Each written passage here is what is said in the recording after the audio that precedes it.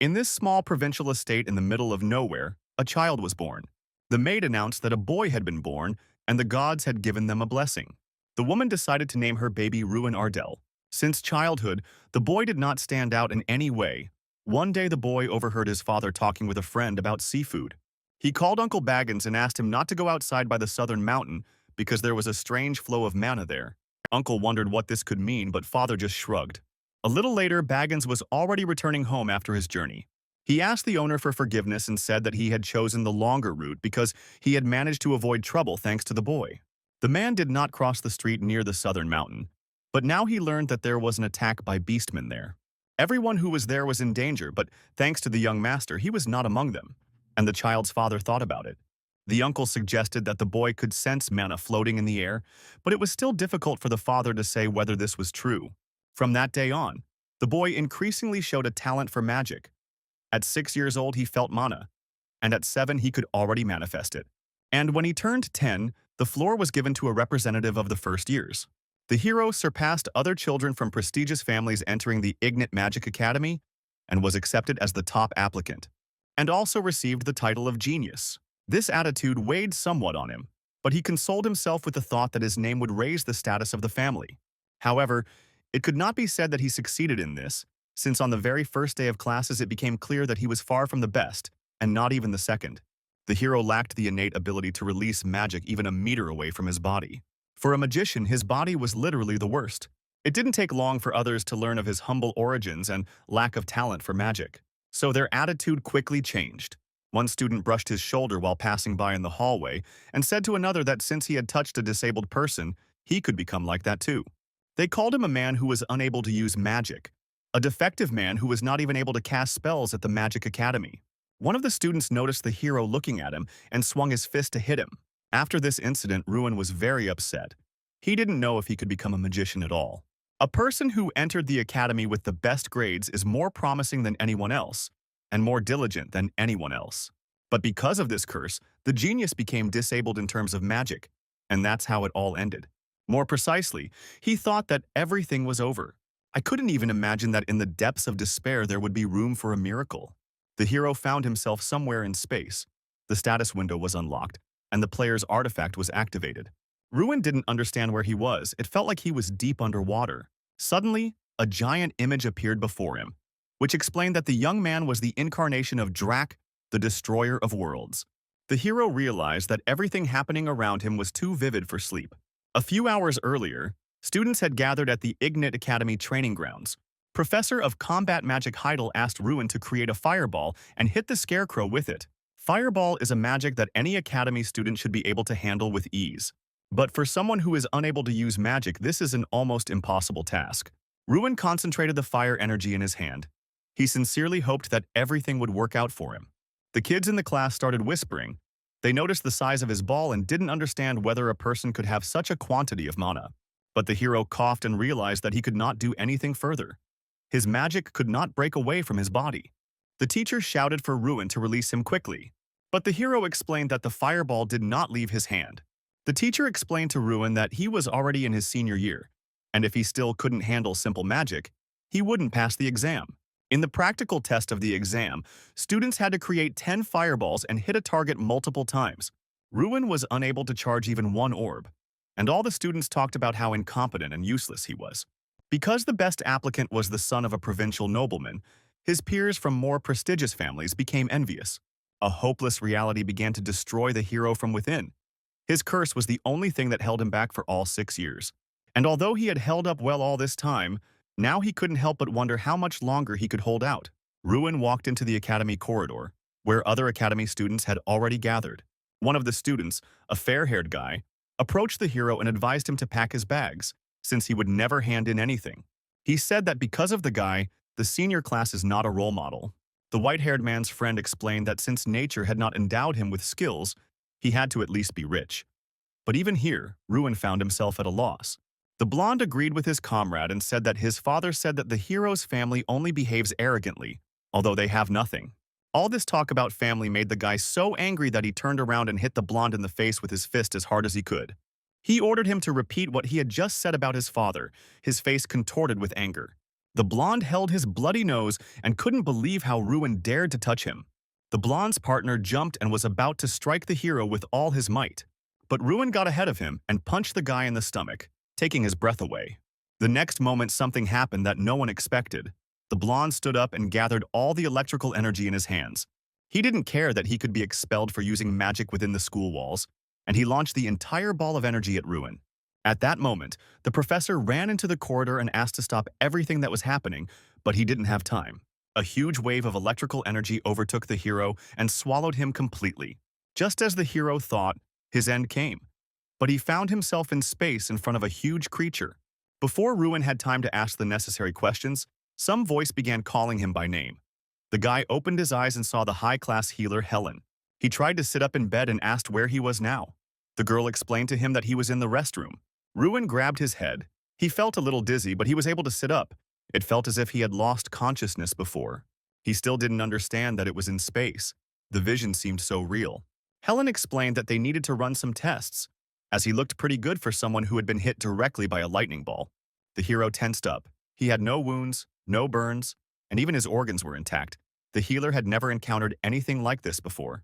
The lightning ball was a terrible magic that burned the body in seconds, but he took a direct hit and did not understand why he remained completely fine. Helen explained to him that the professor would be coming in now, and she would need to go analyze the results. When the teacher entered, he was also extremely surprised and told how a professorial council had been called about this incident. He said that first of all they decided that Ben Folt would be expelled, because the use of combat magic, especially in a school with the intent to kill, is unacceptable.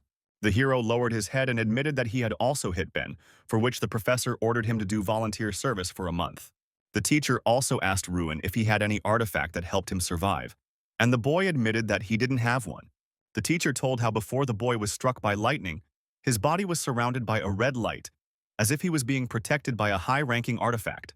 Ruin explained that he didn't know what happened then, but he definitely didn't have any artifact. The hero really had no idea what had happened, and the professor did not ask further questions. He thought about it, because there was also an experience that was indistinguishable from a dream, and that strange voice talking about Drac the Destroyer of Worlds.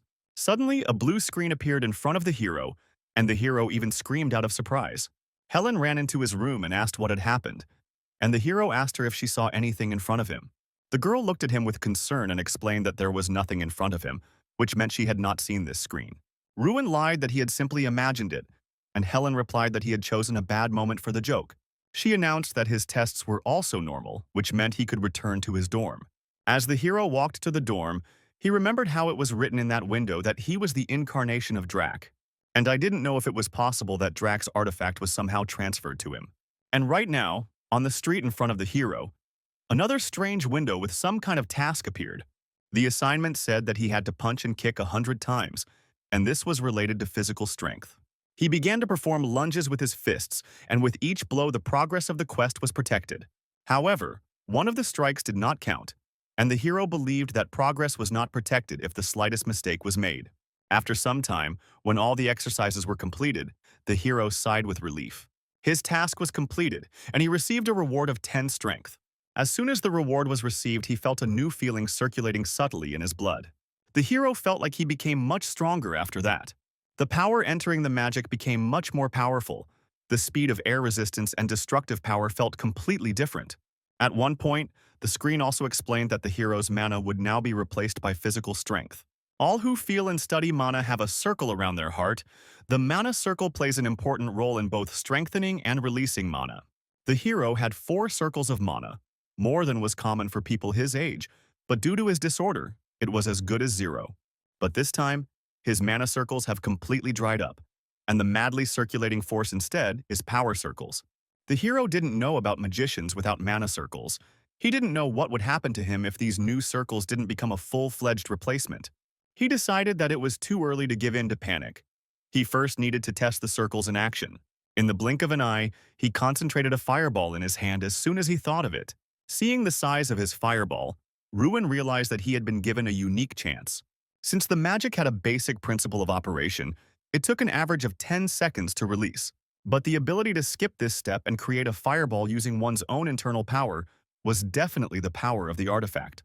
The hero wondered if it was possible that Draca suffered from a similar disorder to him, and fought by infusing his fists and legs with magic. Ruin tried to attack the scarecrow that was standing nearby with a fireball, and it flew into pieces. When the task was finally completed, the boy fell tiredly to the ground and stretched out. He had every failure in the discharge stage before, but he finally overcame it. The hero wondered how it was possible to come up with such a method, and what kind of person this Draco was. The boy didn't notice how he fell asleep, and woke up only from the blinding sun and the screams of the students. They crowded around him and asked worriedly if he was dead. It was strange to them that he was lying on the ground. Ruin stretched sweetly and asked in confusion why they were looking at him like that, as if they were seeing a person sleeping on the street for the first time. They admitted that they were seeing something like this for the first time, and they were also curious whether he had been drinking. The hero waved it off and explained that he was simply so exhausted that he fell asleep on the spot. The boys noticed the scraps on the ground and decided that Ruin had left them, but quickly dismissed the thought because he was weak. As soon as the hero entered the room, he saw Jason Damon brushing his teeth. He was surprised that the guy returned in the morning. He was the eldest son of the Damon family, famous for their foundry and metal mining, and he was at least not hostile to the hero. Although he was a psycho, obsessed with alcohol and girls, which is why he constantly left the academy grounds. He wondered what Ruin had been up to last night, but he threw his shirt in his face and wandered off to the bathroom. There, the hero immediately felt better.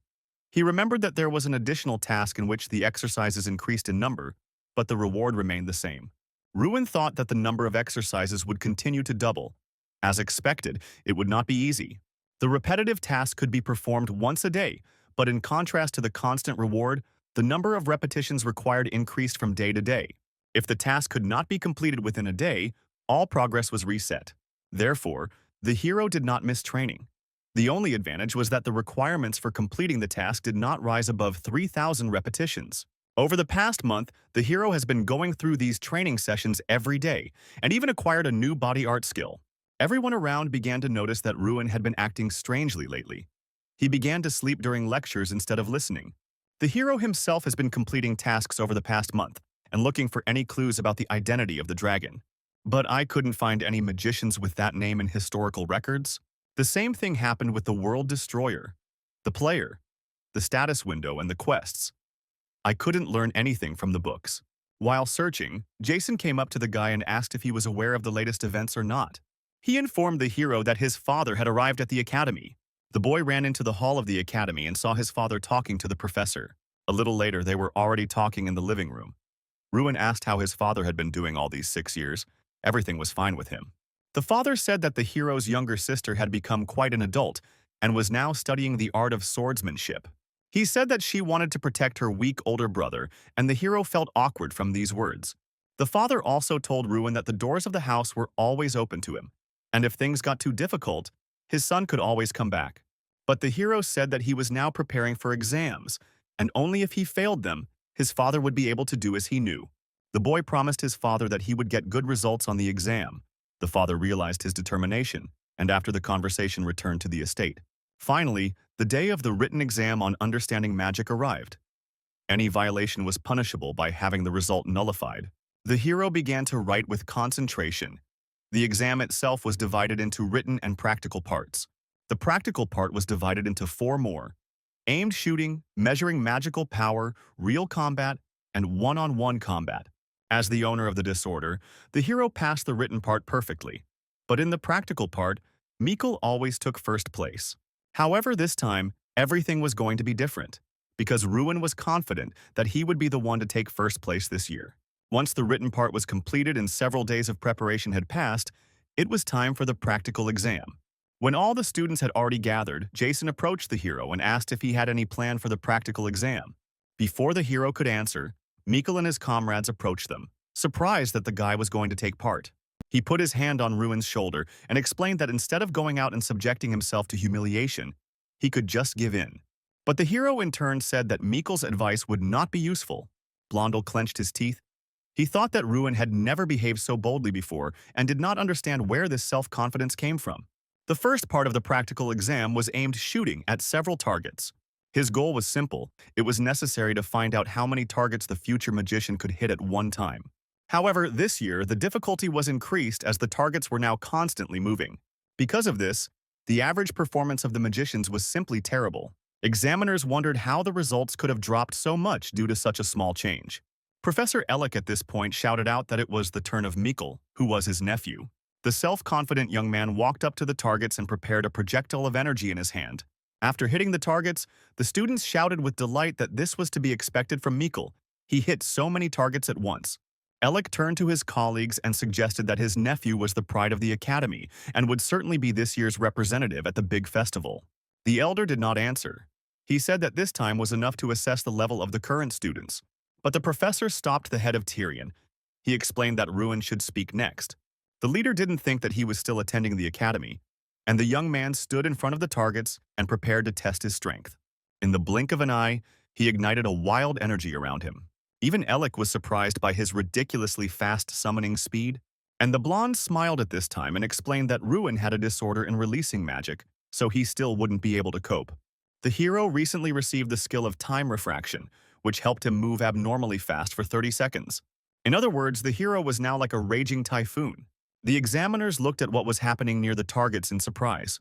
When the stage was completed, one of the examiners summed up that Ruin had destroyed 27 targets. The students began to whisper in surprise. This was the highest result in the entire history of the academy. The head even stood up from his seat and applauded the young student. The other students also shouted their congratulations and clapped enthusiastically. Mikkel was angry at this time and did not understand how Ruin could do this because before he could not even release energy. The universal applause and recognition that the hero had not received even once in 6 years spread warmly through his chest. He smiled contentedly because he always wanted to feel it for himself. Ellis began to be outraged that Ruin used magic on his hands. He thought that this technique had nothing to do with magic. But the professor interrupted him and explained that the distinctive feature of magic is its limitless possibilities. The leader admitted that today he saw a miracle created by the student, a flawless magical miracle. At this time, in the corridor, Jason pounced on Ruin and shouted that the Archmage was coming. The other students were trying to figure out how he pulled off the trick on yesterday's exam. The hero realized that until yesterday he was an outcast. Everything changed literally overnight, so it was still difficult to get used to it. When Ruin reached the room, he was met by Mikkel, who explained that the hero's impudence irritated him and decided to warn him not to come out. He grabbed Ruin by the collar after the hero explained that it was all about Mikkel's confusion over losing. The hero squeezed the guy's hand hard and pulled it away from him. He offered Mikkel to test his strength in a one-on-one fight, if he so desired. The guy turned around and walked away from the room. He thought that the hero would definitely fail at today's stage. The second stage of the practical exam was the measurement of magical power. The ogre Kingren, locked in the artifact, absorbed the mana of the magicians. The students had to direct their magic at him and get a high result. The hero explained to Jason that he only needed to target the statue and use the spell he was most confident in. But this ogre was famous for evaluating very harshly. Getting a result higher than 20 from him was already considered something commendable. Many did not even score higher than 2 points. Mikkel was the next to take on the challenge, directing his mana flow and attack straight at the ogre. The ogre smiled, not forgetting to insult the boy's family, and finally gave him 27 points. Next, Ruin stood before the ogre, concentrating all his energy in his hands. The students didn't understand how it was possible that he had at least 4th grade magic. At that moment, the hero jumped up and directed all his energy into a blow at the ogre. The examiner watched this with a surprised expression and thought that it was impossible. Ruin moved the magic from his fist to his leg and detonated.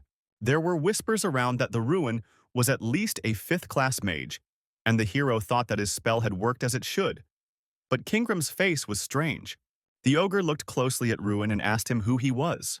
The hero began to introduce himself, but the ogre interrupted him and asked him if he was Draka by any chance, at which point the guy went into shock.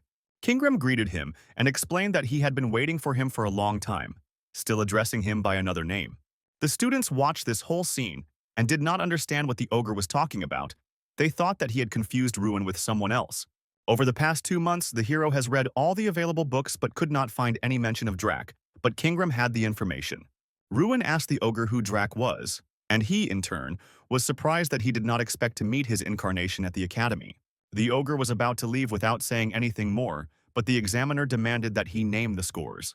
He explained that according to the rules, Kingram must evaluate students under contract.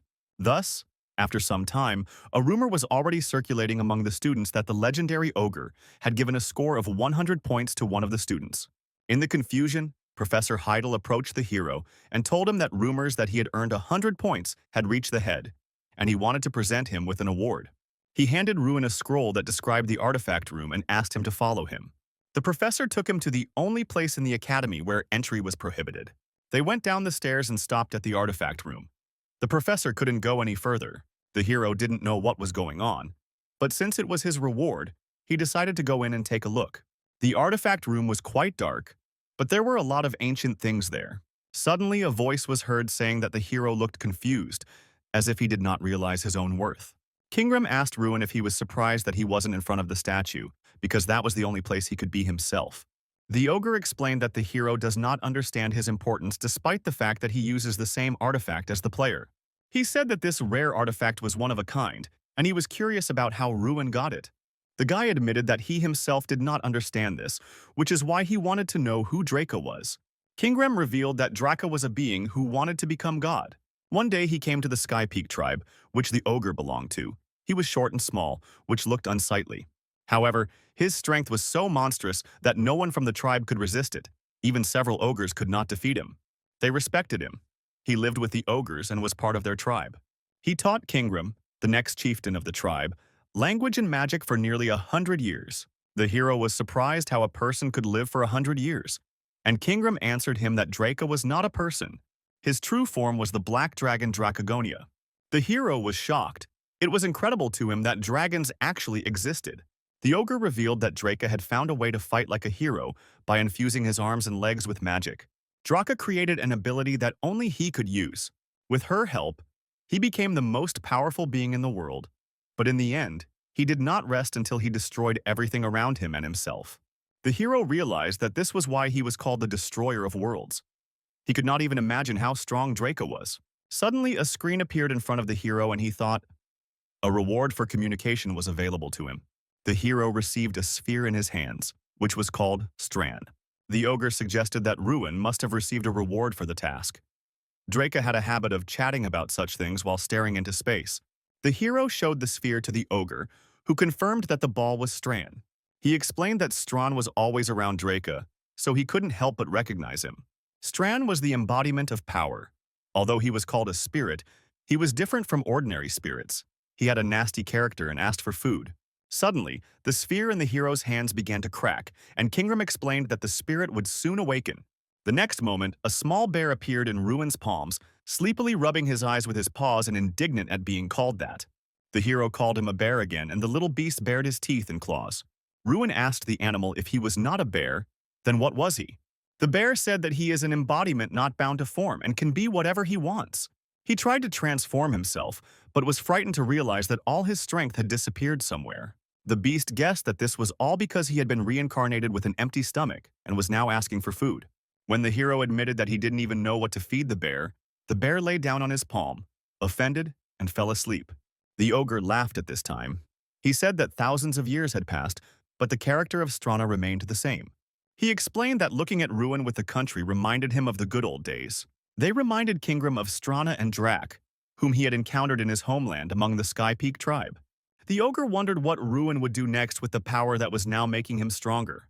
The hero thought that this was a desire to protect his people from demons, and also to elevate the ARDEL family name and properly declare himself to those who despised him. Ruin explained that he would live by his own will, for the sake of his people, Sembi and himself. Kingram smiled. He promised to wait for the future that our hero would bring. Even though Ruin had gotten a clue about Drac's identity from the ogre, his daily routine hadn't changed at all. He went outside and woke up the bear. The only thing added to the whole routine was feeding Strana. The baby ate a lot. The food in question was the power the hero received from the quests. Stran fed on his power, and the skill of the country companion accelerated its development along with the development of the bear. The hero received an additional 100 strength each time the bear became stronger. Drac had 3,100 strength, and the hero didn't even have 1,000 yet, but he already felt very strong. Ruin wanted to know if there was a way to build strength other than through quests, and the bear promised to tell him if he gave him a glass of water. The hero made an evil face and suggested that the bear not say anything if he wanted to die of hunger. Then the beast said that you can take on tasks of increased difficulty. The more difficult the task, the better the reward. Strength is also given when creating items or finding an artifact. You could also boil the ogre's tendon and make an elixir. The bear said that all these options were not for Ruin, because first he needed to gain 1,000 strength. The hero thought all this time that he had become stronger, but in fact he was only at the beginning of his journey. He trained every day to increase his physical strength, and when she reached the mark of 930, the third stage of the exam began, the real fight, to which the hero came. This test was designed to test how well the mages managed risks, and this stage was the most important of all. The Knights of Foldrin were called in to assist with the exam to ensure the safety of the students and to check their compatibility. The test lasted 10 days, and depending on the points they received, the students were given different monsters. And since today was already the last day of the test, everyone was interested in what kind of monster would appear before them. There were also orcs, who usually lived in groups. They were much larger than people and had intellectual abilities. The students were shocked. They didn't know if it was right to fight them as part of the exam. The professor addressed them and urged them to keep a cool head and consider this a real fight in order to give it their all. One of the speakers was Mikkel with his ice arrow, but the orc jumped and attacked him from above, jumping over the knights. Mikkel froze in a stupor, unable to move. A little more and the orc would have hit his head. But the professor came to his senses in time and summoned a tree prison with his own powers to grab the monster in bonds. The orc tried his best to break free from the bonds and growled menacingly. With his free hand, he was still trying to reach Mikkel, who had fallen to the floor and was still unable to move from fear. They explained to him that he was out, and Alec was beside himself with rage. He decided to stop the ruin and turned to the head. He suggested to the old man to strengthen the monster for ruin, since his number of points was much higher than the others. For this version, an orc was chosen which was brought along with the ogres. Using an ogre in the test was very dangerous, but the leader decided to watch anyway because the professor and knights were nearby to ensure safety. Professor Heidel approached Ruin before the battle began and explained that today his test would be more difficult than the others. He said that the Academy expects a lot from the hero, because Kingram gave him the highest rating. When Ruin was told that he would be fighting an ogre, even Strand was surprised. Ogres were similar in appearance to orcs, but they were physically much stronger and could break a skull or displace bones with one blow. The knight asked the professor if they were sure that the ogre had to be placed, but the professor said that it was the chief's order. The knight saw the young man and did not understand how he would fight the giant. Besides, he passed by him. The guy explained that he would fight from the front lines, since his spells were different from the usual ones. The knight tried to object, but to no avail. He felt no fear from him at all. When the start of the test was announced, the ogre rushed with all his might at the soldiers and the hero. Ruin didn't think long and rushed through the soldiers straight to the monster. The knight only had time to scream in confusion about what this guy was doing, but the hero had already struck the ogre's fist with all his furious force. Dust rose around them. Everyone was surprised that the student himself went on the attack, and no one knew if he was alive. But the next moment Ruin appeared from the dust, and the knight put his hand on his shoulder, explaining that he needed to communicate his intentions. The hero explained that if he had told the knight about his plans from the very beginning, he would have opposed them. The knight made no reply and asked him to step back and let them finish what they had started. But Ruin resisted. He explained that this was his test, and he himself had to pass it. The hero didn't know how it happened, but in front of him stood an ogre 5 times larger than him. He understood what the ogre was screaming about. The monster was scared and asking the man to free him. A screen with a task popped up in front of the hero, in which he had to hit the ogre and defeat him. The reward was very valuable, and the hero smiled. The next moment, the monster jumped high and planned to land right on Ruin. But he deftly jumped back and the ogre hit the floor with his fists. The guy used one of his time refraction skills and started running. He moved close to the ogre and struck him in the vulnerable spot with a loaded fist. Ratsuri couldn't understand who this guy was who didn't even flinch against the ogre. The hero and the monster clashed their fists as if in an equal fight. At some point, the ogre grabbed Ruin by the leg and threw him far away from himself. But the guy landed on his feet and, what's more, jumped back towards the monster. He punched him with as much force as he could muster. When the ogre flew back a few meters, Ruin landed on his chest, pinning the monster to the ground. He squeezed all the energy into his fist, and then the monster realized that the hero understood him. At that very moment, the guy threw his fist into the ogre's jaw. Strand was surprised. He didn't expect that his new master would be much better than he expected. At this moment, excited cries were heard among the students praising Ruin. Alec looked angrily at the battlefield, and it dawned on him that the hero had won. The knights and the professor had already crowded around the ogre. The knights were shocked by how Ruin dealt with him single-handedly. One of them approached the guy and asked who taught him to fight like that, but he replied that no one. The hero asked the professor to announce the results of the exam. The professor explained that he didn't even think that the hero would be able to defeat him, but he didn't even give him a chance to intervene. Ruin realized that he had passed the test and received the player's eye as a reward. The bear explained to him that this meant that the hero had now become a real player. He said that with the help of the eye, he will now be able to see the real strength of people and all sorts of secrets. The hero also had a mini-map unlocked, which allowed him to see everything within a radius of 500 meters. The bear offered to look at the defeated ogre using the player's eye. But Ruin wanted to check Professor Heidel, but he couldn't read the information about him. The bear explained to the hero that he could not see information about someone stronger than him. As your power increases, the amount of information you can view should increase. After the real combat test was completed, rumors of Ruin defeating the ogre spread throughout the academy. Jason and Ruin sat on a bench in the academy's garden, Jason wondering if his friend was used to this kind of attention. At that moment, Ruin was called out by an unfamiliar, beautiful girl. She and the other girls praised him for passing the third stage of the exam and handed him a bag with breakfast. When the girls left, Ruin handed Jason the bag and offered him a snack. But he started lecturing her about how disrespectful it was to act that way towards a girl who was trying.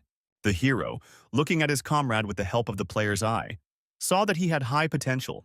Over the past few days, Ruin had checked everyone in the academy, and other than him, only Mikkel had high potential. The hero looked at Jason seriously and asked him to try a little harder to show a good result on the next test. Jason, in turn, asked if he was the same Ruin that his comrade had known before. A friend told me that recently there have been rumors about him that he will push out Mikkel and become not only the best student, but also the representative of the academy. Finally, the two boys decided to go back to the academy. In the 5th month of each year, representatives of the academies would gather together and determine the best among them by holding a festival.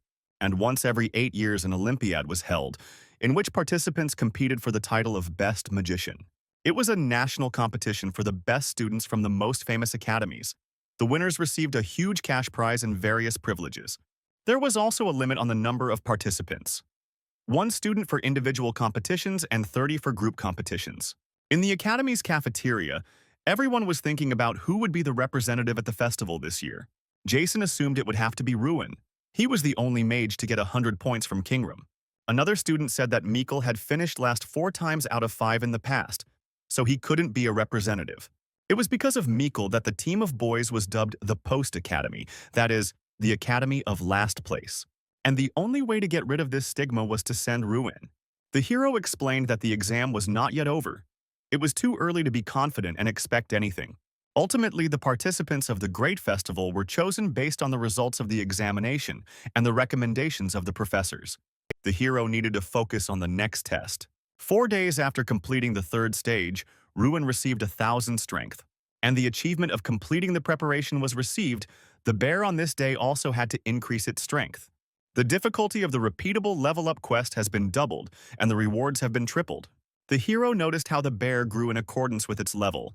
At this time, in his office, Alec was thinking about how the battle with the ogre had earned Ruin extra points.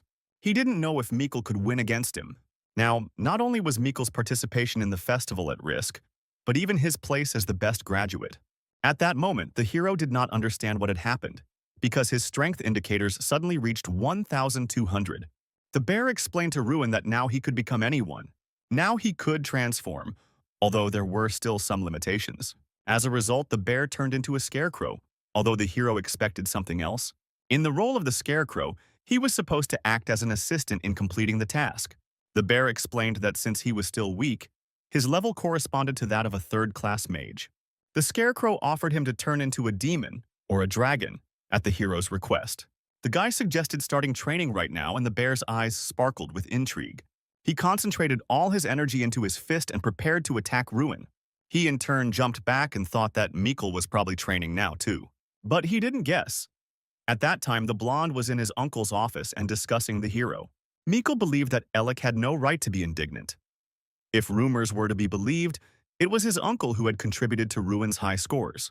The young man explained that it was Alec who suggested betting an ogre against the hero, which is why he scored so many points. The uncle was terribly angry with his nephew, believing that he was blackmailing him. He handed him a small bottle with some kind of plant and liquid. It was the awakening herb, the flaming flower, which is used to make elixirs. Uncle explained that if you drink this potion, you can get the awakening effect, which will significantly reduce the time it takes to cast spells. Mikkel noted that this was a risky undertaking, because Professor Heidel knew very well what the blonde was capable of. But instead of answering, the uncle handed over another potion and explained that if they were taken together, it would hide the fact that the elixir had been taken. He asked his nephew not to be afraid, because the Garikil family had always had this way of moving forward. Finally, the day of one-on-one combat arrived. The exam was held in the Mana Barrier Hall. Every year during these fights, the stands were completely filled.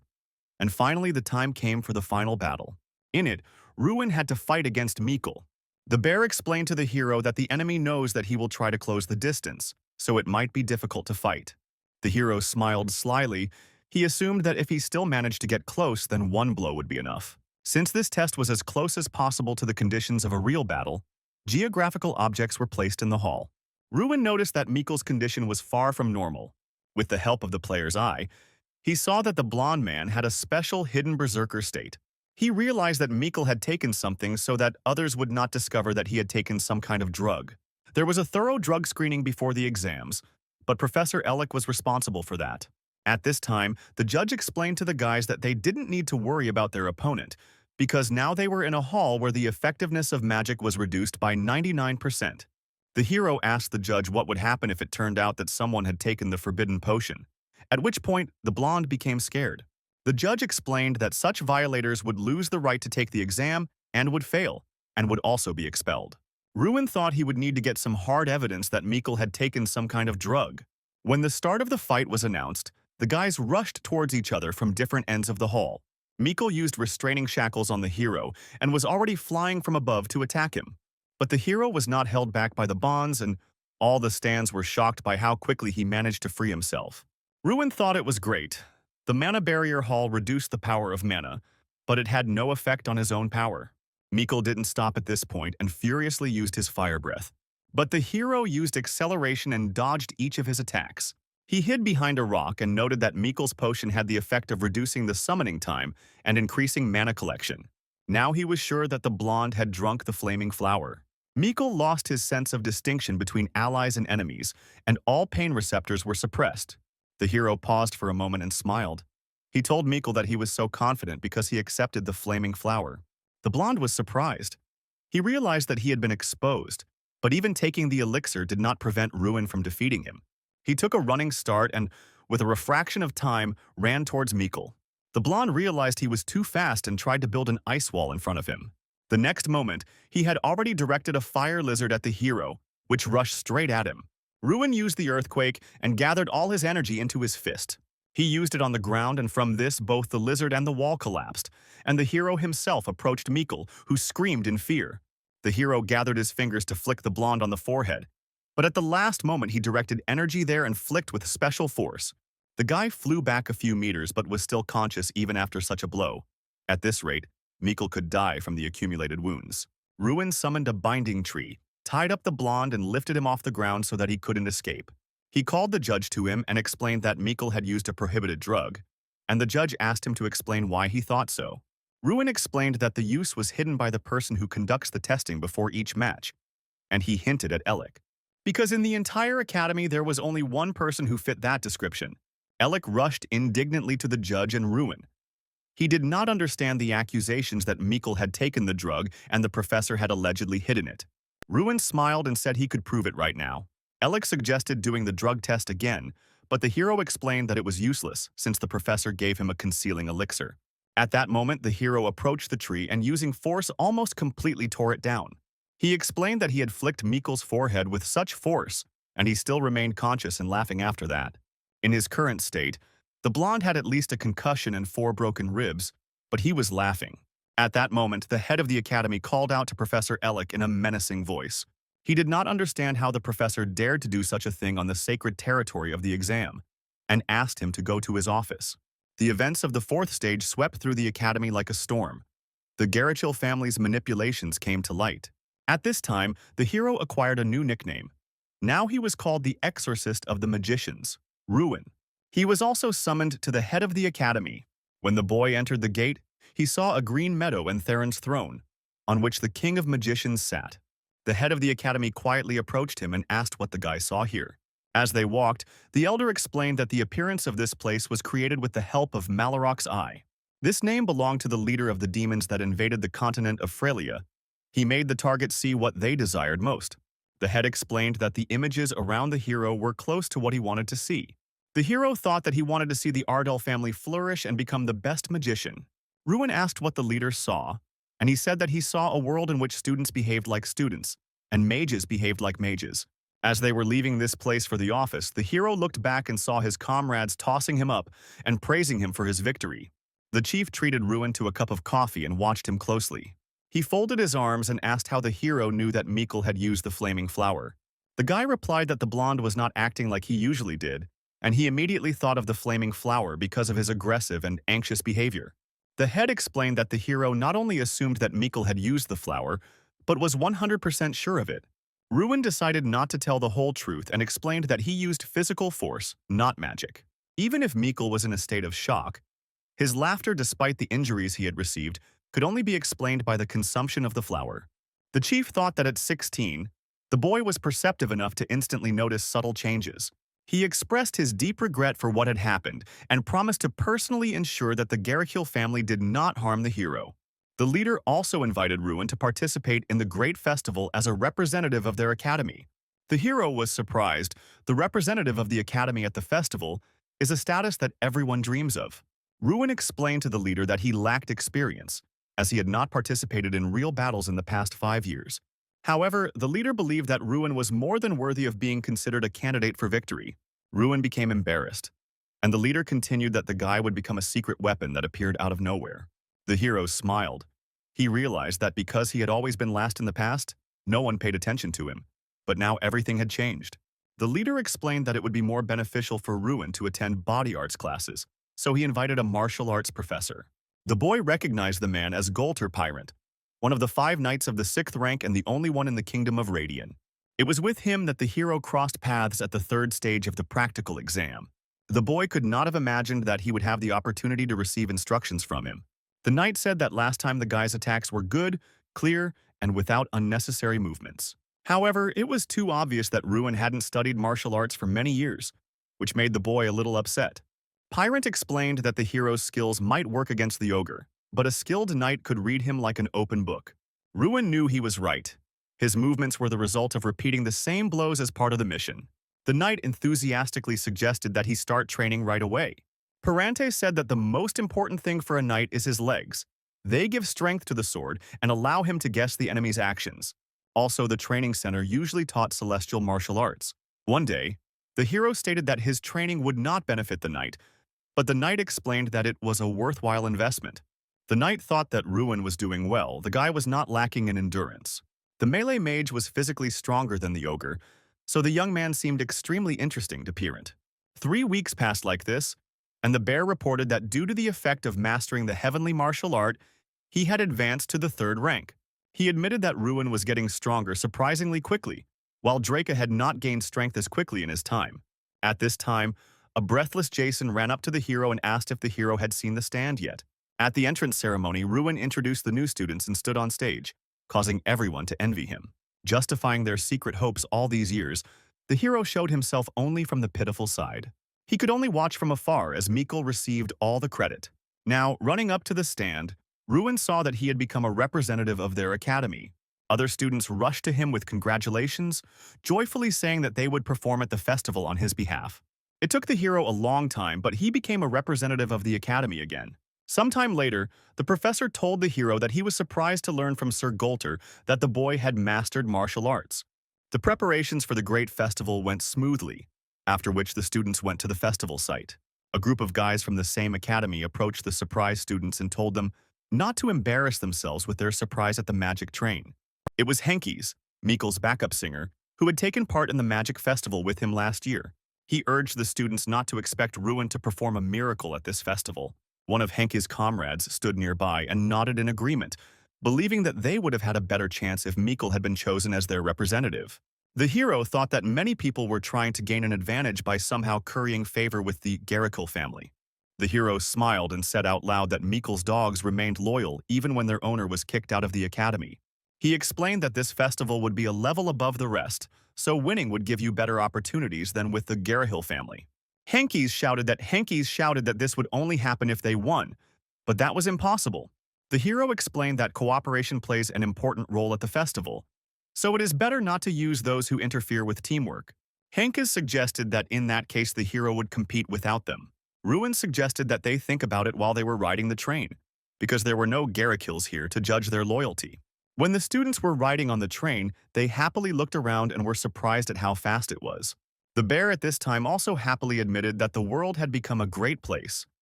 In his time, there were no such fast trains.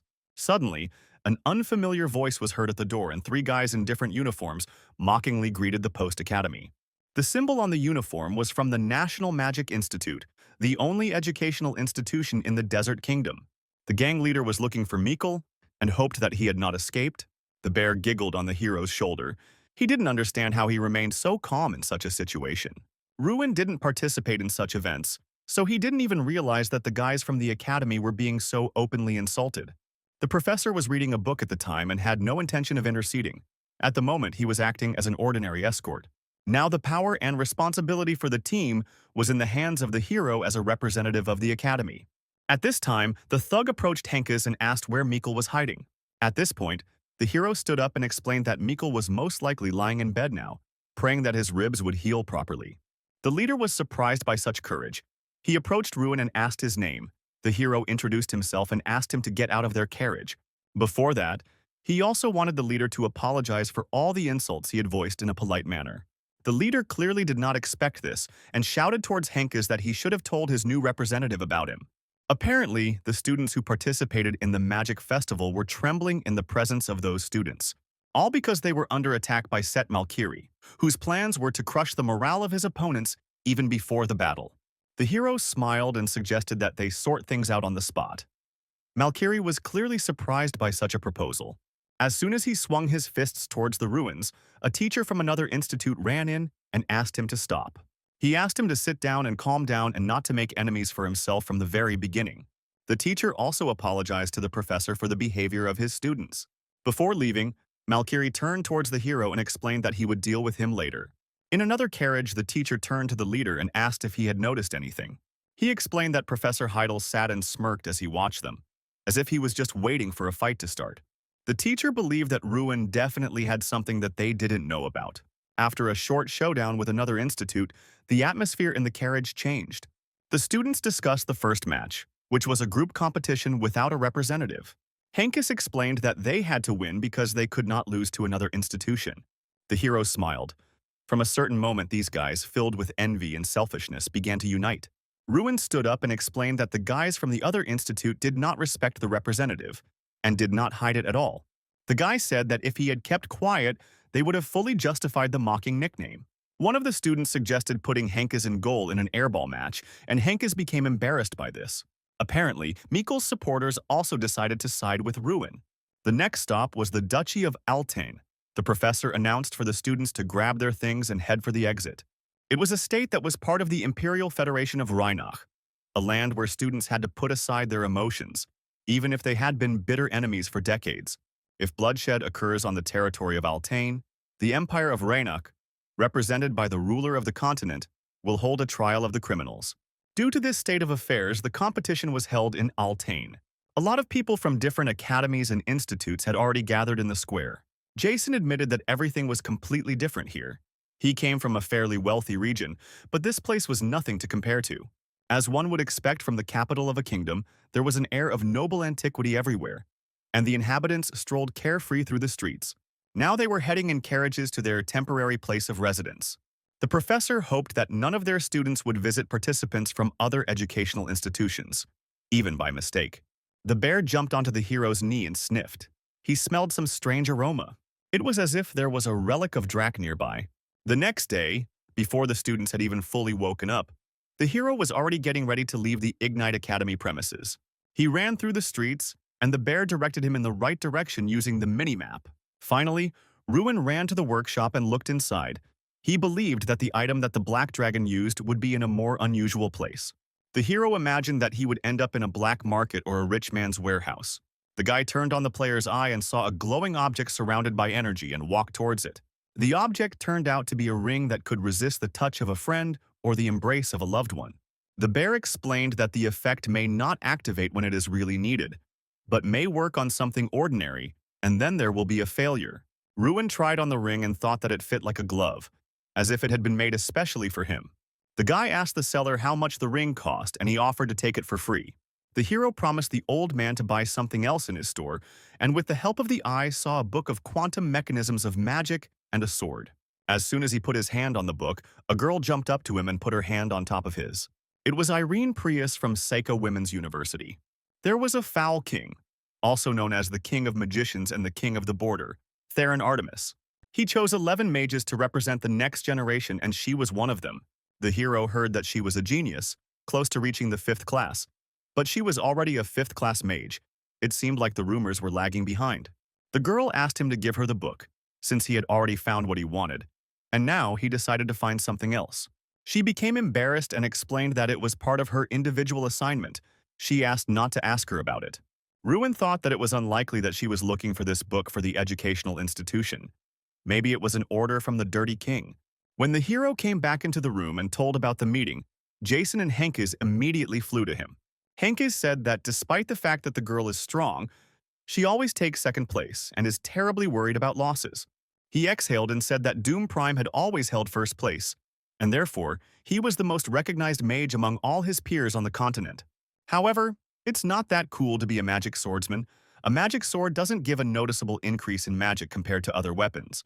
Jason explained that he had an artifact, good sword skills, and a talent for magic. The hero thought. Irene Prius mastered 5th grade magic at the age of 16, and the magical swordsman Doom Prime, who defeats Iris every year. If Ruin were to fight against these famous geniuses, he didn't know if he could defeat them. Suddenly the door opened and one of the students announced that it was time for the first group to gather outside. When the guys got outside, it was announced that the first opponent of the other institute would be the Post Academy. Valkyrie appeared on the horizon, happy to have such weak opponents. The hero thought that these were the worst opponents for them. These guys were famous for their dirty play.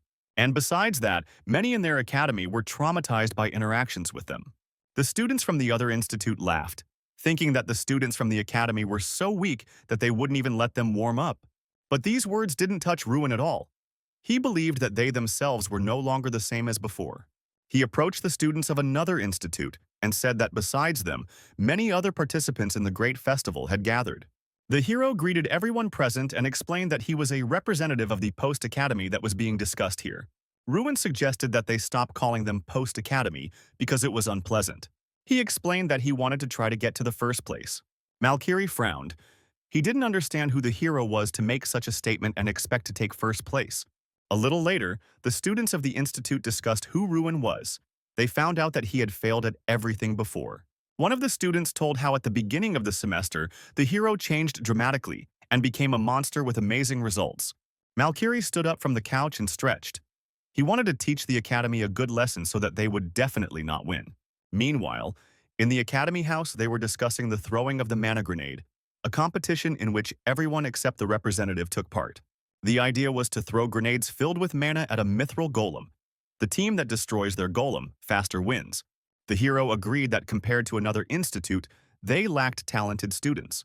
He explained that this was a group competition and if they worked together, they could win. The first group was supposed to heat up the mana grenades, the second was supposed to move them, and the third team would attack the golem. And a fourth team was also needed, which would restore the enemy golem. Ruin declared that now they would not be the last but the first. This was his sincere intention. The guy explained that while the students from the other institute would throw one grenade, they would throw 2 or 3 at once. All the boys admitted that they trusted Ruin and would follow his instructions. He divided the boys into groups based on their strengths, and the hero's ability was behind this choice. With the help of the player's eye, the hero saw the essence of the target. He was able to minimize weaknesses and focus on the strengths of the group. Once everyone got into the perfect group, even the guys who doubted the hero began to warm up to him. The team members became more confident, and hope began to shine in the guys. At that moment, a crippled young man burst into the house and fell to his knees. Ruin jumped up to the guy and asked what happened. He said that another institute was to blame for everything. The hero was angered by this information. The student said that a representative of other students brought his guys with him and beat him up. Ruin could not stay any longer in the building and went to the house of the students of another institute. Malkiri chuckled and told the rest of the students that he knew Ruin would come to him. He called Malkiri to come out and beckoned him with his hand. Malkiri asked the hero why he was acting so impudently, and Ruin put his hand on his shoulder. After this, the hero squeezed the shoulder so hard that Malkiri fell to his knees. The leader wanted to throw his fist at the hero and swung. But the guy with an impassive face twisted Malkiri's arm, not letting him hit even once. Ruin offered the leader to make a bet with him. When the hero returned home, he told the other students that if Malkiri lost, he would get a slap on the forehead from him. At this time, the Festival of Magicians began.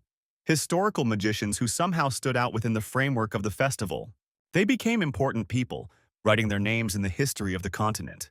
The hero raised his head proudly and realized that she had become part of the festival where legends are created. The host shouted that the opening ceremony was over, and all participants should return to their seats. A Malkiri appeared on the horizon and explained to the hero that this time he would defeat him and would not let down his guard. Also among the participants was Doom Prime, the winner of the festival and the man who stands at the top in each discipline. Ruin saw Irene Prius, who entered the arch as one of the participants. The girl told him how she heard that he even went into open conflict by visiting the house of another institute.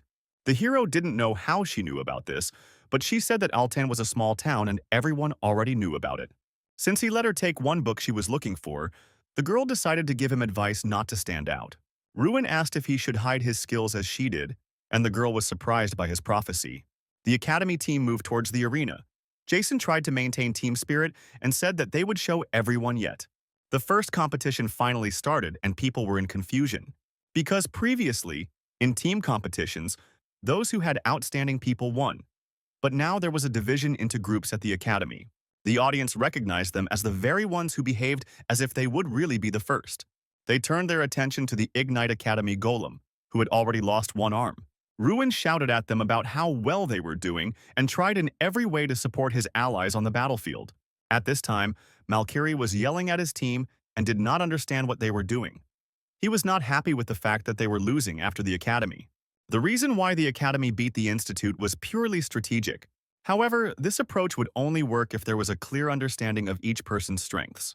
Irene thought that the hero not only easily found the book she had been looking for a long time, but also divided the children into groups according to their skills.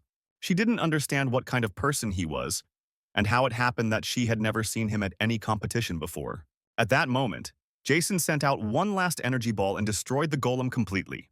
The boys rushed at each other with excited cries, shouting that they had won. After the competition, the students rushed to Ruin and hugged him from all sides because it was announced that they had won the first stage.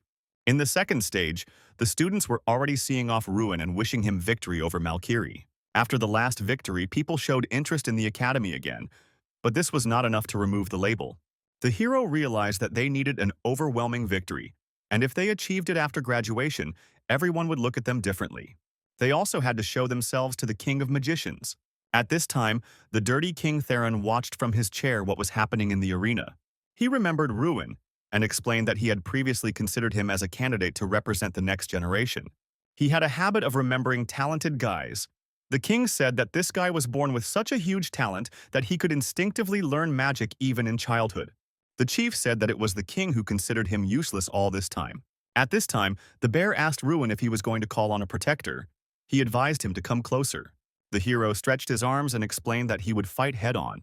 When the match started, the guy rushed towards Malkiri at full speed.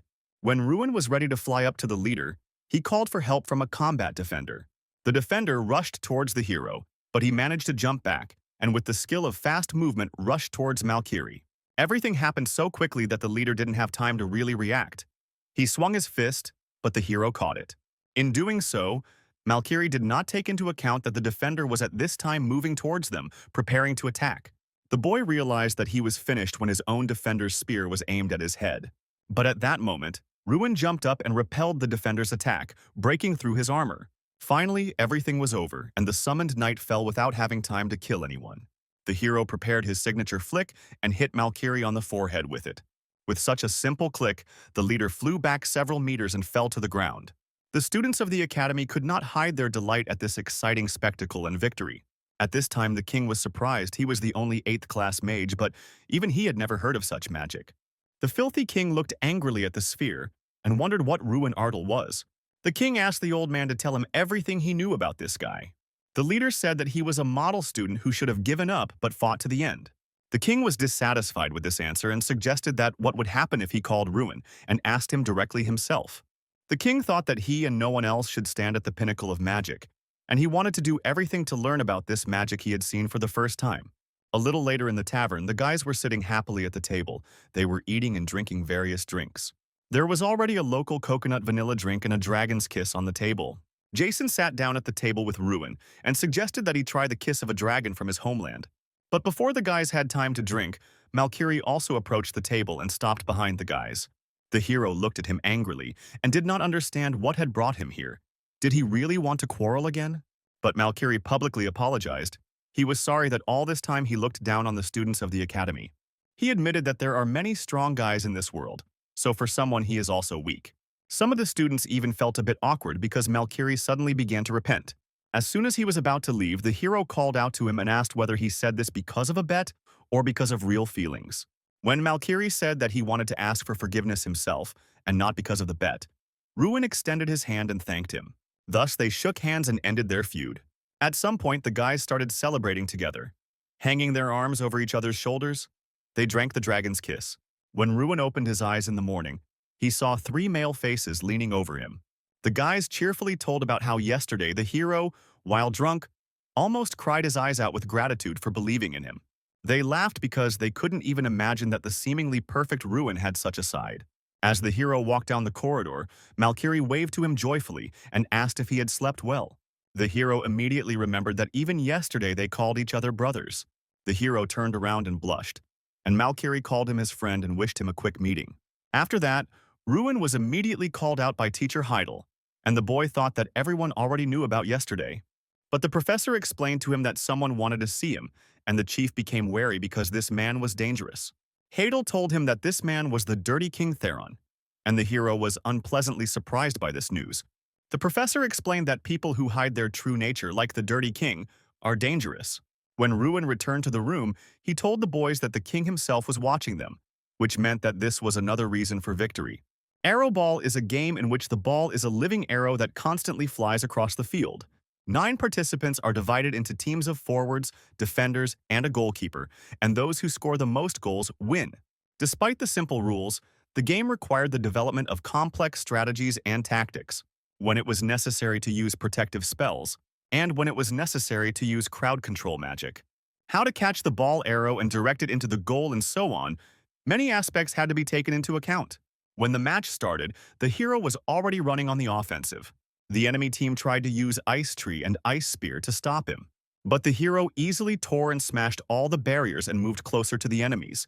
At this time, Malkiri was shouting in support of Ruin, and his team thought that he had gone crazy after losing to him. Malkiri himself thought that after their match he was convinced that Ruin would be the next generation mage. Irene, Dalian, and Doom were strong. He knew this because he had competed with them before at the festival. But Ruin was stronger than each of them. It wasn't just about strength. He had leadership skills and was capable of reconciliation, and the Malkiri was proud to have become his friend. At this time, the opponents did everything possible to stop Ruin. They built walls of ice, but he broke them with ease. Suddenly, Jason jumped out of nowhere with an arrow in his hands and made it clear that in addition to the hero, they also needed to fear him. The opponents realized that he had grabbed the arrow ball and wanted to stop him, but the defenders had already lost. Even after several goals, the opposing team focused all their efforts on Ruin, and Jason and the other team members successfully took advantage of the opening. When the enemy's attention waned and they were unable to stop their team, their defensive formation would immediately collapse. Arrow ball is usually a 3 or 4 point game, but the Academy won by a staggering 11 points. When the whole team was rejoicing in the victory in the library, someone called Ruin.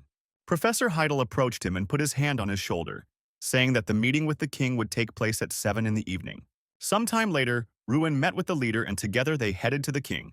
The king sat alone in the huge throne room and was clearly already tired of waiting for guests. The boy thought that he was a magician standing on the border between a man and a demigod. They sat down at the table and the king admitted that he had once had occasion to observe the boy. The hero exchanged glances with the old man, and the king continued that back then Ruin was one of the candidates. But now it was as if he was a different person. The boy realized that his current self was like an eyesore, living proof that the border mage had not been perceptive enough. The hero explained to the king that even if words about talent might be an exaggeration, they could not negate his efforts. The king asked in a bored tone how it was that the teacher and student decided to speak in the same vein.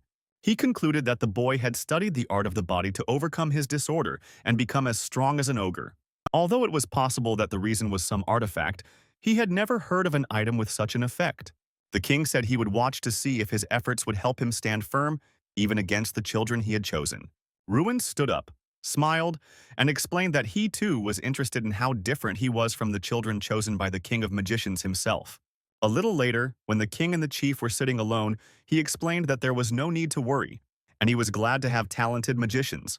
The chief asked if the king had been able to satisfy his curiosity. The king took a sip of coffee and admitted that no, because they had never told him what they were hiding. He asked the chief if he had heard how this impudent guy decided to warn him, and the chief asked him not to be so strict with him, because he was still young. The king remembered that Ruin was not afraid of him at all. Most others would already be begging and crawling on their knees. The king would like those he raises to also become at least a little interesting. At this time, the whole team tried to support Doom, but he thought that this support was pointless. Suddenly, one of his team ran into the room and whispered information in his ear. He told how Ruin was summoned by the king himself and how he and the leader went to him. Dum clenched his fists. He couldn't believe how the dirty king was dating anyone other than him. He saw some of the matches he played. This man turned everyone upside down. But he did not pay attention to him because, despite all his hardships, he did not see him as his rival. Doom thought he might only arouse curiosity due to his unusual approach to witchcraft. His thoughts were so overwhelming that Doom couldn't help but punch the wall so hard that his team turned around.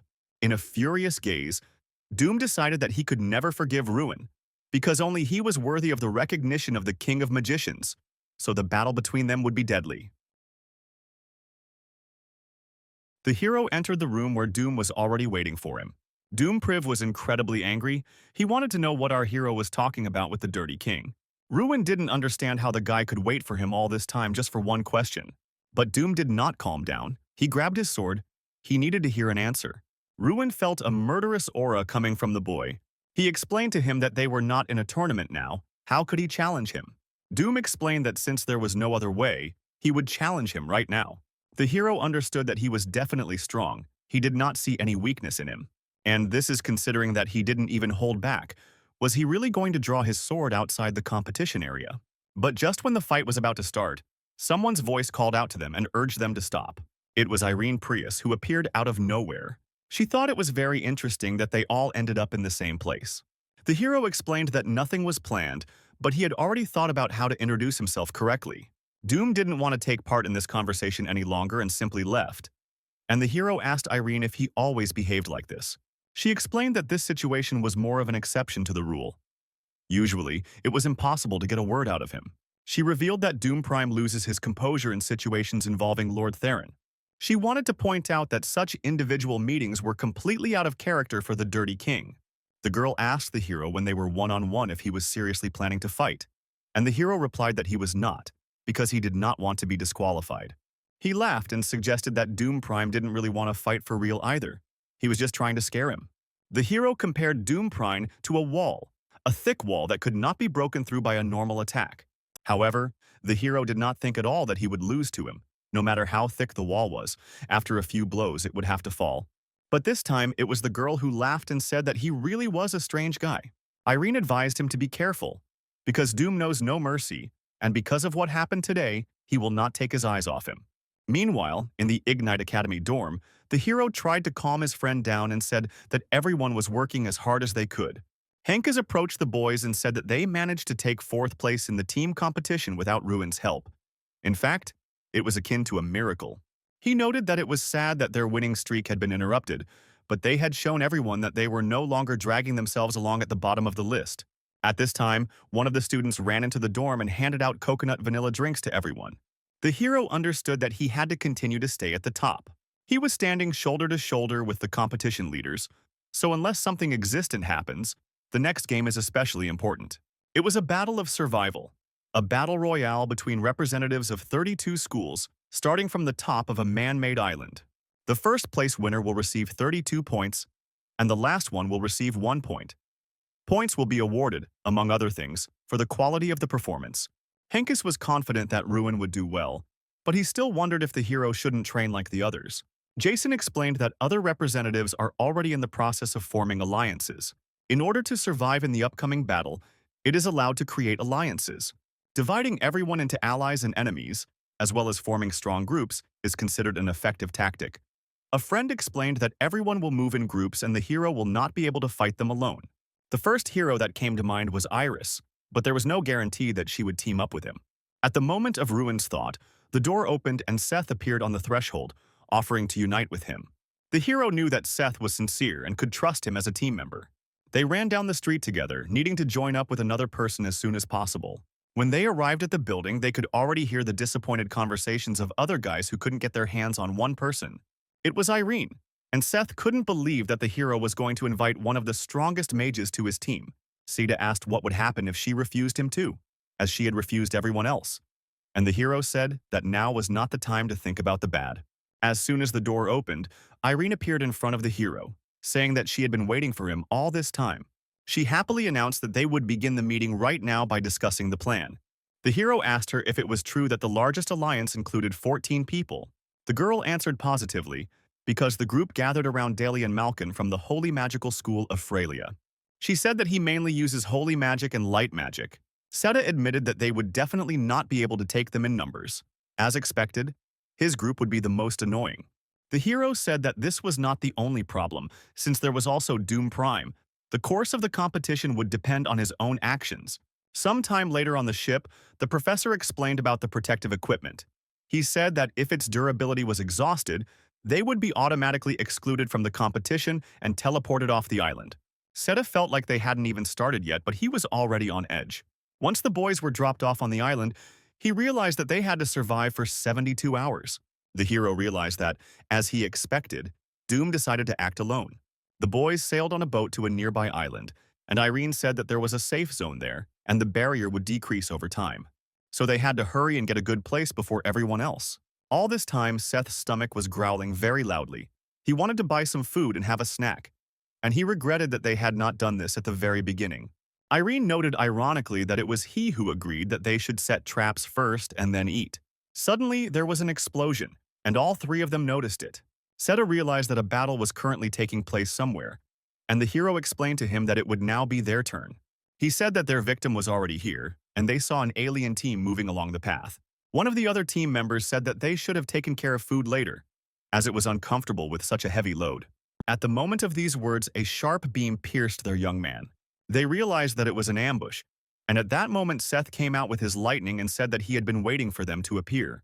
On the other side stood Irene, who also aimed her magic. It was 5th-class ice magic. The hero was amazed by her actions. Seta was also shocked that he could not expect anything less from Irina Prius. She summoned such high-level magic without even breaking a sweat. The enemies tried to block them and push them through so as not to surrender. The hero noticed that their opponents were definitely strong magicians. After all, they were representatives of the schools. Now it was our hero's turn to make his move. He used time refraction and quickly rushed between the opponents. The guy ran up to the gang member, and he tried to use the tying tree to catch our hero. But Ruin flew up and used Fire Flame. The enemy realized that this was a burst of burning mana, and they had to dodge it. Sita at this time was shouting at Ruin to put an end to their efforts. The hero overtook one enemy after another and brought down a fireball on him. Finally, the enemy fell to the ground from his blow. There were only 3 opponents left, and they no longer knew what to do next. Ruin asked if the enemies had bought enough food for him. After some time, the hero and his allies were already looking through their bags. There was even meat there. Seth realized that this amount of food should have been enough for them for about 3 days. Suddenly, an explosion was heard nearby. Seta wondered if Dalian's group was headed that way. Whoever the attackers were, they were not lacking in courage to go against a group of more than 10 people.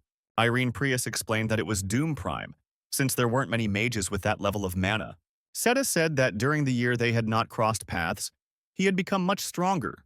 It gave him goosebumps. A little later, they reached a small house where they were going to stop for the night, and Seth wanted to cook his signature steak. But the hero explained that it was better not to do this yet, since the smell could give them away. The central settlement was the only place on the island where a large group of people could find shelter. Dalian Malkin was probably headed there. The hero thought that Doom Prime might go there too.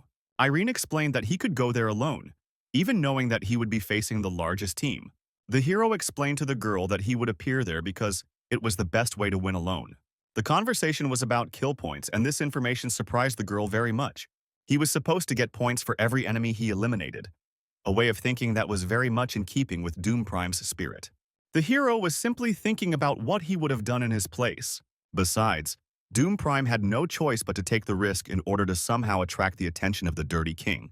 Irene took a close look at Ruin and admitted that he was a suspicious guy. They were supposed to make a duty roster, and Irene was supposed to be on duty first. In the middle of the night, the girl snuck up on the guy and woke him up, explaining that they had guests. There was a dark figure standing in the window with a hood pulled over its face. Ruin asked the girl how many there were in total, but she replied that there was only one. She also canceled the light magic so that they would not be discovered and did not think that he knew about their presence.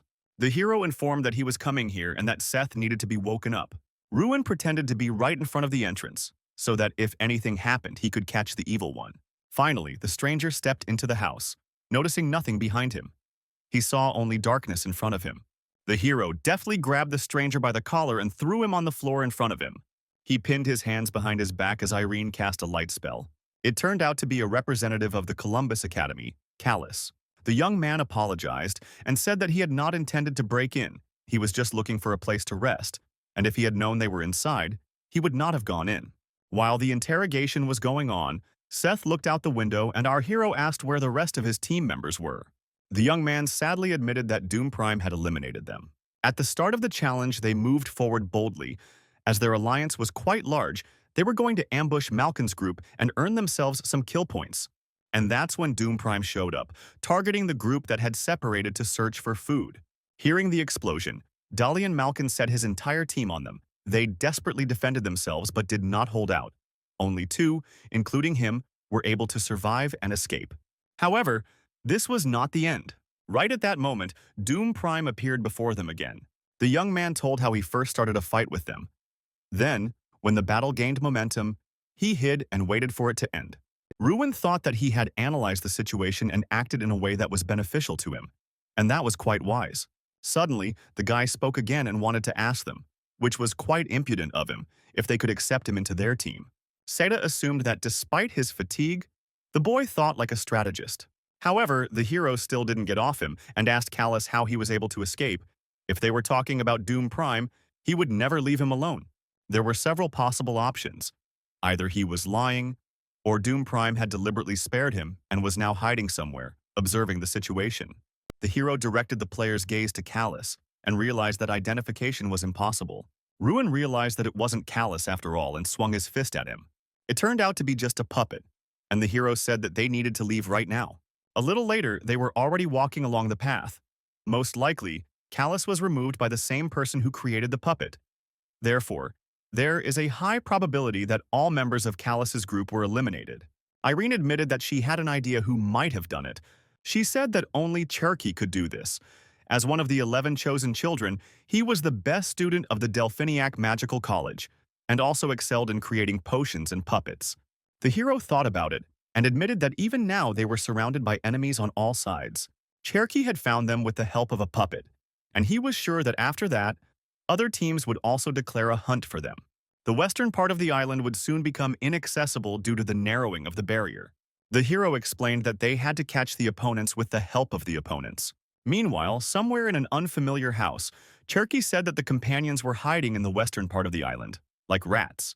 He was almost able to outwit them, but unfortunately, at the very last moment he was exposed. His comrade could not understand how his puppet had been exposed so quickly. Cherokee admitted that the hero didn't even doubt it. He just suddenly hit with all his might with his fist, and that's it. Then he thought about it. He realized that all three were problematic opponents. He proposed to seize them and direct all their fighting power at them. As they were already walking along the path, he reminded his comrades that they would soon be at the western base. Suddenly, lightning flashed in the sky, and all the satellites turned their attention to it. Cherokee assumed that it seemed like a battle was taking place there, because they were fighting very noisily. They assumed that Ruin might be there too, so they rushed forward to earn points. When they ran there, Comrade Chkurky made a holy arrow and aimed it at the opponents. But suddenly he realized that what lay ahead of him was not Ruin Ardel at all. At this time, our hero and his comrades were sitting in a tree. Everything went according to plan, and Seth admitted that they came running as soon as they heard the fireworks, and they weren't even there. Then the hero suggested that everyone go there and collect all the kill points. Irene explained that Dalian's groups had thinned out. Apparently the story about Doom Prime was true. However, they were still outnumbered, and Dalian thought that even if they united, there were 6 of them. Suddenly, a huge, fiery, powerful energy appeared.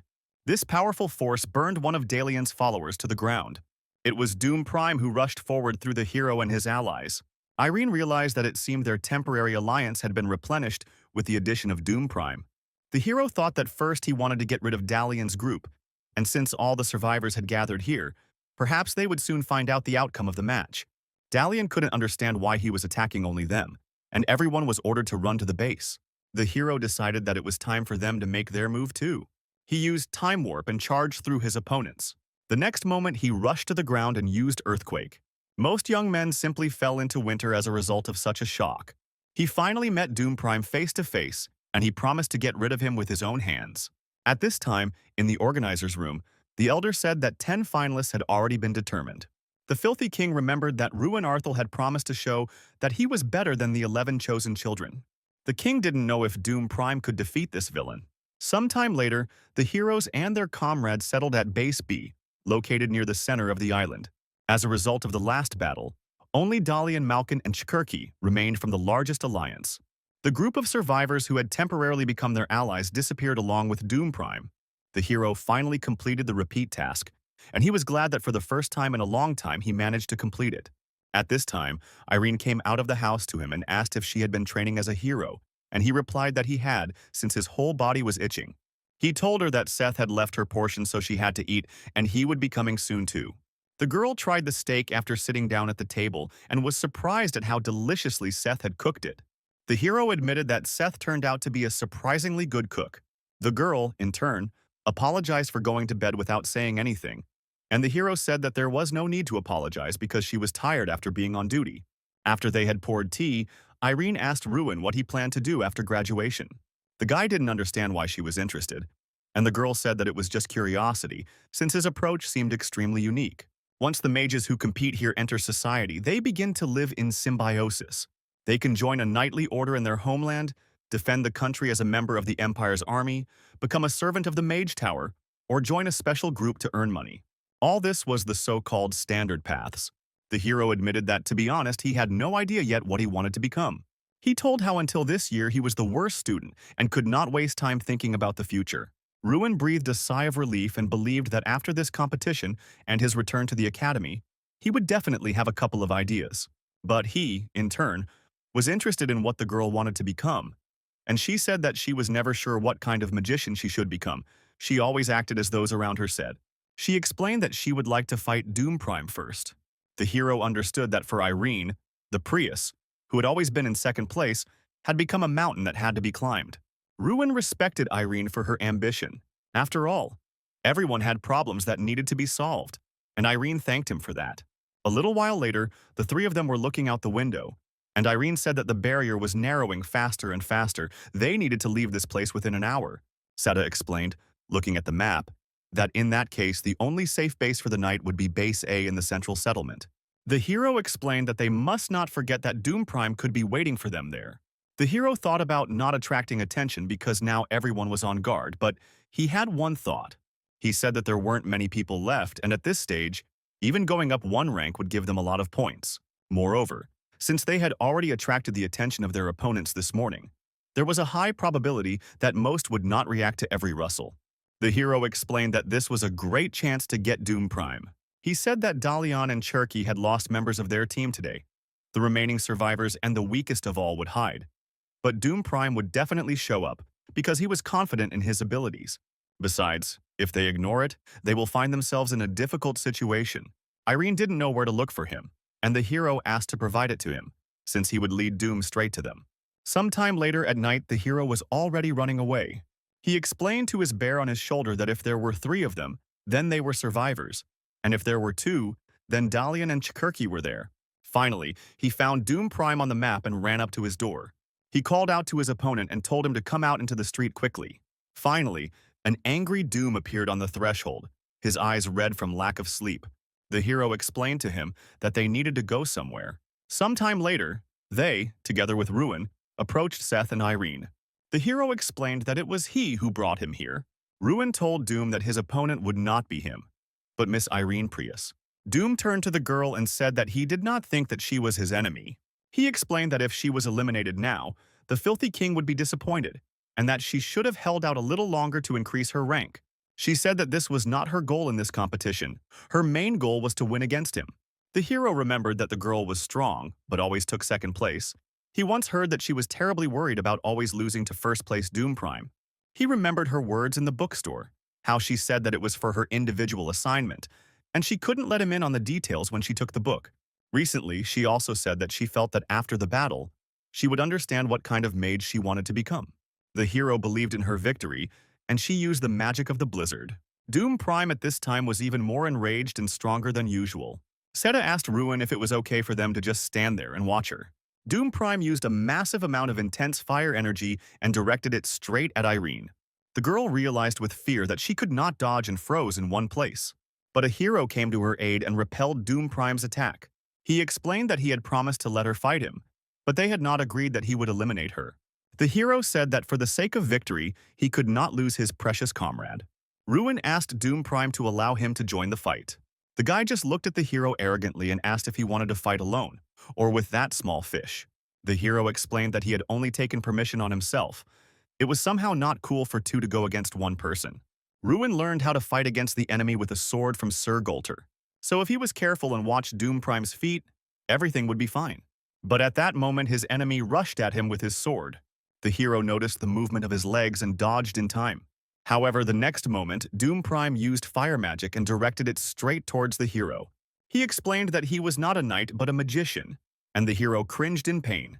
Doom explained to him that people thought that sword mages couldn't do much because they weren't really mages, and they weren't really knights. But they only think so because they haven't met a real swordsman. Doom swung his sword, and the hero tried to get away from him. The hero understood that he had never encountered such an opponent before. It was very difficult.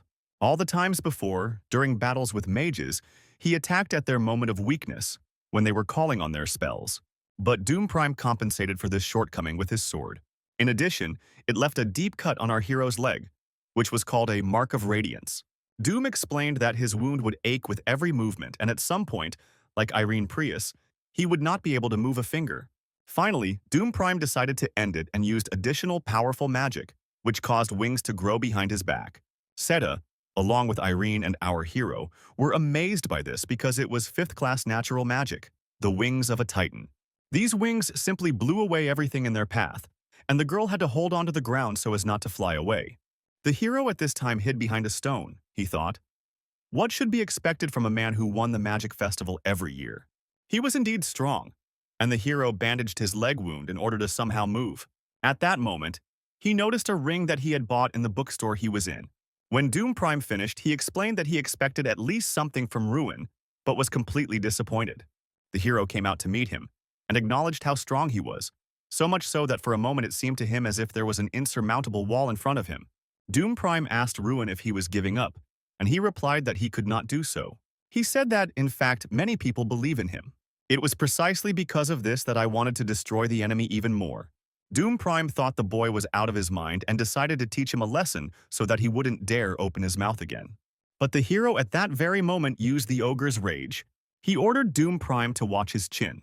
The next moment, our hero was already rushing straight towards his opponent. He, in turn, rushed at him and said that if he did not dodge, he could die in an instant. But the hero did not dodge. At the moment when Doom Prime swung his sword at him, the hero put his ring under him. The next moment, Doom Prime's sword simply crumbled from the impact with the ring, and a bloody wound began to appear on his shoulder. Doom did not understand how this could happen. He fell hard to the ground, unable to move any further. The next moment, the hero said that the arrogant belief that there was no one better than him was the reason for Doom's failure. He sat on his chest and the next moment punched him with all his might. Seta admitted that his heart almost jumped out of his chest, and if the hero had lost, he definitely would not have had a chance. The hero noticed that Irene was standing to the side, looking upset. He apologized to her for interfering in her battle. She in turn smiled and bowed, explaining that it was because of her selfish desire that she had put the entire team at risk. The hero excitedly explained that she had been unable to achieve her goal in this match from the very beginning because of him. Irene, in turn, turned around and walked down the path, saying that she no longer had that goal. She explained that she was no longer interested in Doom Prime, as she was now interested in Ruin, and that she would defeat him someday. The young man smiled and said that it would not be any easier with him, and the girl also happily replied that she was now ready for this. Thus, including them, only 5 participants remained. Dalian, Malkin, and Chkerky fought hard, but they were no match for their team. In the end, the youths fell. The next moment, the hero and his partners were left alone, as if glued to each other. The hero explained that he was not going to give in to his allies, and Irene admitted that at this stage she was giving in, since she was not in the best condition right now. The hero understood why Irene was so tired. Seta winked at Ruin and said that even though he was the leader, he wouldn't back down so easily. The hero immediately tensed his fists and prepared for battle. Not even a minute had passed before Seta, already after the blow, flew into the air. When the battle was already over, Jason raised his mug to the fact that their leader had won. Seth and Irene also joined the celebration. She explained that they could not miss the congratulatory party in honor of Ruin, with whom they shared joy and sorrow. After the battle for survival, the hero became the only winner. Doom Prime got a lot of kill points, but his rank dropped a lot due to his relatively low amount of survival points. The other candidates for victory, Dalian and Irene, also fell below him. The hero thought that if he could continue in the same spirit, then victory would no longer be just a dream. Jason suddenly shouted that who would have thought that he would be sitting at this table with Irene Prius? Now he could die. At this point, everyone on Doom's team didn't understand how Ruin was able to defeat him. He himself understood that he had lost, had given in, and had not expected that the hero would aim at his sword and not his. He was able to notice it the very moment he put his sword out in defense, but he was unable to prevent it. Doom knew he had lost right before the eyes of the Dirty King. He asked one of his allies if he was looking for a Dirty King, and he replied that no. He tried to calm his ally down and said that there was no need to worry so much. Most likely, the king did not call him for his own good, knowing that he was very tired and needed to rest. At this time, there was a feast and carnival throughout the city. Everyone was talking about the fact that the ruins of ARDEL had won. Starets expected Ruin to show his best side, but who could have expected such a great feat to be accomplished? The Dirty King confessed to the old man that after the hero's victory, the smile never left his face. He explained that the great festival was already coming to an end. Several days have passed since the end of the survival battle. Meanwhile, in the group competition, they secured 4th place with a total score of 5 wins and 2 losses. There was only one final individual match left, the triathlon. It was an obstacle course on the outskirts of the city, divided into 3 categories: athletics, martial arts, and swimming, as this battle between mages could be completed by riding a summoned beast, or overcome time and space with the help of teleportation. Seta asked the guy how he felt. It was about everyone screaming his name, what it was like to be the center of attention at this competition. Ruin explained that it was difficult for him to say yet. Until now, he did not understand what he felt. To be honest, he wanted to enjoy this amazing moment, but he couldn't do it yet, because it is too early to celebrate victory before the final winner is determined. Seta said that today was an individual competition. He was not going to give in, and told the hero to try to dodge. Finally, at the beginning of the competition, the announcement was made and Seta summoned a combat protector. However, people did not understand why Ruin ARDEL was still standing in place and not going anywhere. At this time, orcs appeared on Irene's path and had to be defeated. At that moment, Malkin suggested that the 3 of them form a temporary alliance. But after Irene turned him down, he said it was every man for himself. Doom Prime, while fighting at this time, could not understand why our hero was still not around. He didn't understand. Either he had already run that far. He understood that from the very beginning he was running ahead of everyone, and only Irene and Malkin were nearby. It was obvious to him that Ruin was still behind. He asked Irene why the hero was still not with them, and she said that it was really strange. They had been ahead of everyone for a long time, and for some reason no one, including Ruin, had shown up yet. Malkin admitted that enough time had passed to catch up. Finally, the sound of wind was heard and Ruin himself appeared before their eyes. Irene didn't understand where all the other participants were, and our hero said that they were no longer there. Some time ago, the Tribune did not understand why our hero was just standing there. Had he really given up? The hero had been waiting for this day ever since he decided to participate in the great festival.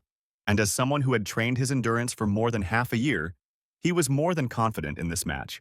But he was a melee mage and would be at a huge disadvantage, leaving his back exposed to the enemies following him. So he needed a strategy, and he was going to eliminate each one by one. He advanced through his opponents, scattering them in different directions, attacking them straight from behind. After this, he also caught up with Seth and called out to him. Seta acknowledged that their endless battle had begun again, his face showing no regret. The hero apologized to the guy and threw him up again, thus winning. Irene was surprised. She couldn't understand how the hero eliminated everyone else. Ruin, in turn, explained that at the moment there were no other participants besides them. Doom Prime said that this time it would be different. He was serious. The boy used his power to summon a protector in the form of a horse. He shouted to Ruin that they would meet up ahead and galloped forward with all his might. Malkin didn't understand how he was going to force his way forward if the castle ahead was a whole zone of traps. Once upon a time, this castle, filled with traps, served to protect treasures. But now that all the valuables had been captured, the existing traps served as obstacles in the competition. Therefore, preliminary disarming of traps was considered a safe and recommended method of passage. However, disarming it took too much time, and the hero thought about how to overcome this wall. The bear guessed that the hero was aiming for the dilapidated areas, and the hero smiled because the bear understood him. He studied the castle walls with the player's eye. Finally, he found a gap, an old, crumbling wall, and struck at that very spot. At this time, Malkin did not understand what he was doing, whether he really wanted to break through the wall, and Irene said that this was quite in his spirit. Malkin assumed that Ruin and the girl were very close, but he thought that this was too much. Finally, the hero actually succeeded, and now he stood in front of a crack in the wall. Malkin ran up to the hero and asked him to use the same route. But the hero said that he was not allowed to do this and blocked the passage in the wall with a stone. While the hero was running, even the bear was surprised at how he, with his strength, managed to break such a thick wall. A short time later, he caught up with Doom, who had an arrow sticking out of his shoulder. Apparently, Doom wanted to defeat Ruin so much that he didn't even pay attention to his injuries. At some point, the time to summon the spiritual horse Duma expired. The hero understood that he could never be overtaken in running. Suddenly, Doom Prime pulled his sword from its sheath. But before he could strike with his sword, the hero had already grabbed him by the collar. They flew into the abyss together, and the hero suggested going through the last stage together. They fell into a turbulent river. The hero would have been at a disadvantage if Doom had used magic to descend from the cliff. Now he had to swim quickly. But before the hero could swim even a couple of meters, Doom froze the river. Ruin was trapped in ice, and Doom said he didn't have to worry about it for the sake of the competition. The hero urgently needed to come up with something and free himself as quickly as possible.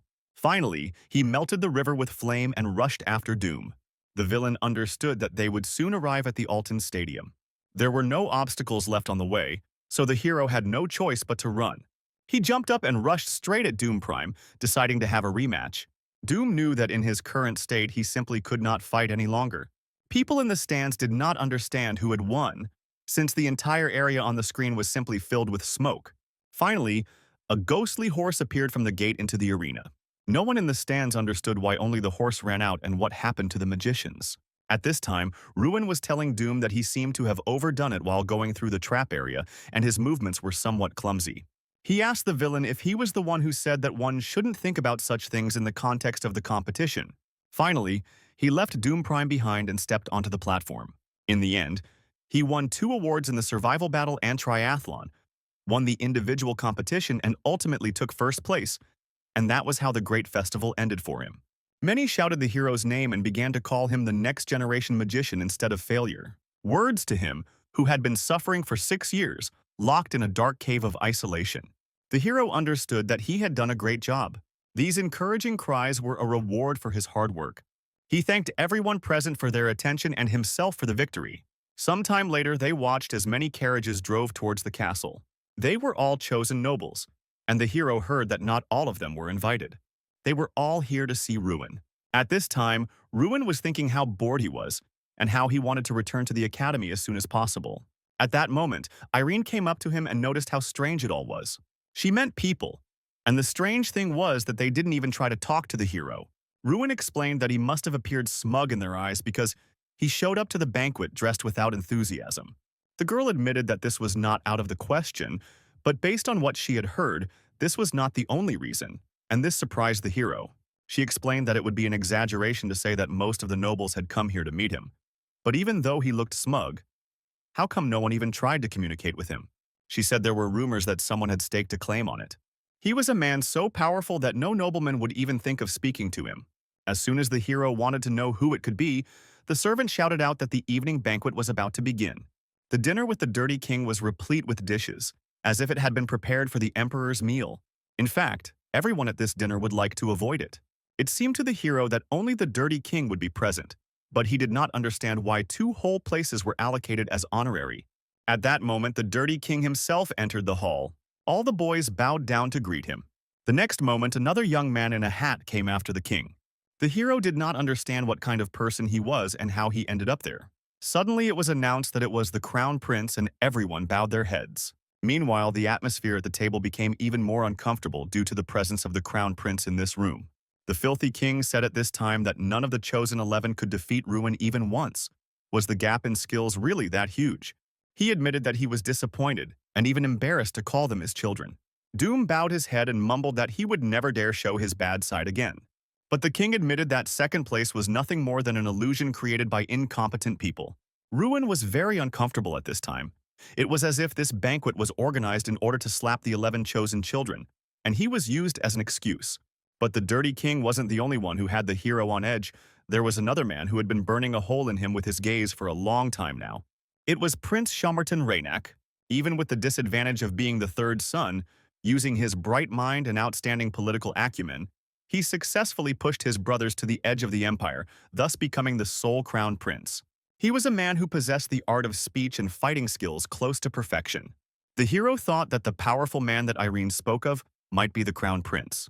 At this time, the dirty king asked the hero how he felt about winning the great festival. Ruin admitted that he felt uncomfortable knowing that his victory was being used as an excuse to belittle the efforts of other participants and irritate them, and Irene tried to calm him down and hold his hand. The king recognized that this feeling of inferiority was the best food for growth.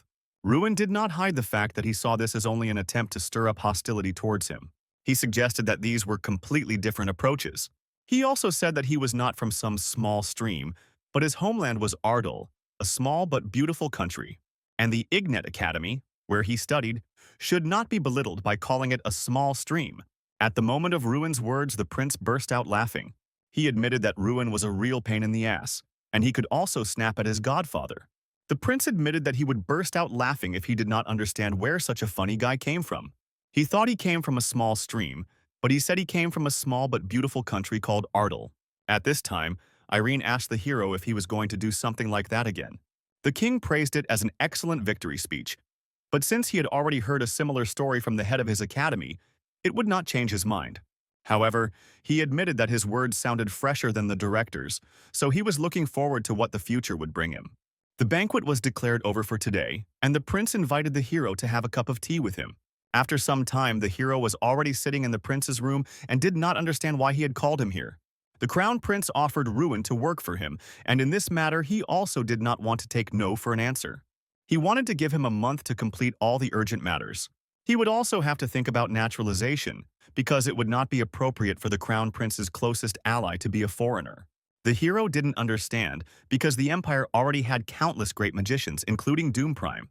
The crown prince exhaled and said that Doom ultimately lost to Ruin, so he couldn't choose him. The prince also explained that he prefers a simple yes as an answer in conversations rather than counter questions. He explained that the first reason for his decision was a personal recommendation from his godfather, who told him several years ago to let him know if he came across a promising magician. And the second reason was that the prince liked Ruin's courage, the courage with which he donned these clothes to meet him, while the rest of them were bending over backwards to impress the powers that be. He also liked the fact that the hero stood up to his godfather and was open about his position. And finally, I liked the courage, bordering on recklessness, to continue asking him about something despite the warning. The prince explained that in matters of politics, at times it is necessary to have someone who will express an interesting position. The hero didn't understand if this meant that he would simply have to give advice to the prince. The hero realized that the highest power in the empire belonged to the crown prince, and the opportunity to become his closest ally was a chance in a million. Most mages end up teaming up with powerful people anyway, even in a mage tower where mages spend their entire lives studying magic. However, the hero explained to the crown prince that there was still much he wanted to do. The prince had previously considered him a reasonable man, but he turned out to be unexpectedly idealistic. He suggested that he forget about this whole conversation, and our hero bowed, getting ready to get up from the sofa. Finally, the crown prince told him that collecting such rare stones as the hero was his hobby, and there was not a single precious stone that he had not received. He admitted that he usually destroys what he cannot possess. After a while, Ruin was already standing in the hall, leaning against a column. The crown prince's last words were a definite threat. Suddenly, Jason and his friend called out to him as they approached him. At this time, in the crown prince's office, the king suggested that apparently the dialogue with the hero had not gone well. But the crown prince said he knew him well and that nothing was stronger than his passion for collecting. He was determined that the ruins of ARDEL would be his. Sometime later, the hero had already completed his daily task. He fell onto the grass in relief, and the bear explained that his body was getting better every day. Ruin said that he didn't want to hear such compliments from another man, but the bear said that he was actually a girl. The hero sat down on the grass in surprise. He didn't understand why the bear was a woman, but the bear said that she was born like that. She buried her hands in her furry sides and said that the hero had never even been interested in this. It was strange for Ruin, since they had once sat together in the bathroom. In any case, the hero didn't care much, and he walked in the opposite direction, and the bear ran after him. Sometime later, the hero was already saying goodbye to his comrades, since they had to go in different directions, and he was seeing them off to the train. Finally, the train left, and one of the servants approached the young man and said that it was time for them to leave too. After the hero's friends had gone home, he, as the winner of the great festival, was required to first visit the palace to complete all the items on the schedule. A man who introduced himself as a street cat went with him as an escort. He turned out to be a high-level mage whose characteristics could not be discerned even with the player's eye. The hero thought that, therefore, he was at least on the same level as the professors of the academy. He was still unable to find out anything other than that he looked a little under 30. The man asked permission to briefly outline the further plan of action. First, they had to go to the Imperial Palace for congratulations. The hero asked to address him as you, rather than you, because he was only 16 years old. Next, they had to go to the Magic Tower, where the artifact was supposed to choose him. The man explained that he could leave without the artifact at all because it was the object that had to choose the hero. The hero didn't understand if this meant that the artifact in the tower had self-awareness, like Kingram. The man also explained that he would be assigned a mission. In general, due to his status as a student, he could not receive any missions, but an exception would be made for the winner of the great festival. The man explained that now the hero can choose the mission from the list that he likes the most. Eventually, they had already arrived at Peony Palace, the Crown Prince's residence, and were standing in front of the huge doors to his hall. Before the hero had time to say goodbye to the servant, Crown Prince personally opened the door for our hero. He greeted him by saying, "Welcome to his empire." At first, the hero received 10,000 gold prizes from the Crown Prince, and this amount was more than the annual budget of the ARDEL territory. Apparently, the Crown Prince had not yet given up on him, but he hurried to move on to the next item on the schedule. The man then said that the Tower Master was waiting for him. They arrived in time for the Dirty Rabbit, who also greeted our hero. He was surprised that the hero chose the search mission, since the subjugation mission would have been easier. He said that the hero could have gone with the guards of the Imperial Army and simply destroyed the order of the bandit groups that appeared near Sicilian. In fact, it was the bear who suggested that he choose this mission. He explained that this was Kingram's homeland. Besides, it was a place where the dragon lived for 100 years. It was the Sky Mountain, a remote area located north of the kingdom where ancient ogres were rumored to live. However, no ogres lived there now. Because, aside from the living artifact located at Kingram Academy, the rest of the species perished in the Great War. The area became a lifeless wasteland after the ogres disappeared. And there is a reason why the search mission in that area is rated as the highest difficulty. All this was because of the barrier, which could not be dispelled by any spell. To this day, no scientist or magician could unravel the secret of the barrier. This mission was to find out the nature of the barrier. The king suggested that perhaps the hero was interested in the hypothesis that the wrath of the ogre god had turned that place into a sanctuary. The hero understood that others had no reason to go there, but the destroyer of worlds, Dracogonia, had lived in those lands for 100 years, and that alone was enough. But there was no need to explain all this to the king, so the hero said that this mission had the highest level of difficulty, and that was why he wanted to complete it. The reason for the increased difficulty was not the high activity around, but the mystery that no one could fully solve. Ruin suggested that if a 16-year-old mage were to reveal the secret, it would be an even more impressive achievement. The king said that he could become the first ever winner of the great festival to fail the mission. He asked Ruin if he knew why the king had recommended him to the crown prince. He himself explained that this was because he wanted to compose it in secret in order to observe it. His unique ability could be the reason for the increased interest in the mission. After some time, the hero lay in his room and thought that even though he said he could handle it, he didn't know if he would actually succeed. He understood that the place had not been visited for several hundred years. The bear explained that until now, no one had managed to find out anything in a human way, but the hero should succeed. At that moment, two servants entered the room. It was the filthy king's preference to call his servants a delightful boar and a street cat. One of the employees invited him to the artifact room, where he was to receive his final reward. Another attendant explained that Zone C contained the most common artifact, while Zone X contained the rarest ones. He said that they would escort the hero to Zone A, but the entrance to Zone X was only available in case of a special event. Even the Emperor was denied entry there. The hero followed his escorts and looked around, and they started from Zone C. Ruin saw the magic sword, and the attendant explained that they only collect and store items in good condition that were obtained during the Great War against the demons. The hero thought that this sword was no worse than the shining sword that Doom Prime used, which was to be expected from the artifact room of the Magic Tower. Even the items of Zone C were better preserved. He also saw the transformation specialization. He thought this book was lost, but it was here all this time. He asked the employees if they were allowed to read these books themselves while in the Magic Tower. Zone B was a treasure trove of knowledge, containing everything from forgotten magical books to rare historical editions of legendary works. However, none of the artifacts in this zone reacted to the hero. Ruin asked the staff if there had been anyone before him who had not been chosen by any artifact, and they told him that there had been such cases, but extremely rare. They said that if he is a magician who was allowed to visit the Hell Zone, then it is considered that he is a priori capable of attracting the attention of at least several artifacts. At this point, the bear on the hero's shoulder explained that he shouldn't worry about trash. He said that of course for people all these items will be considered treasure, but the truly valuable things are not here. All valuables were in Zone X.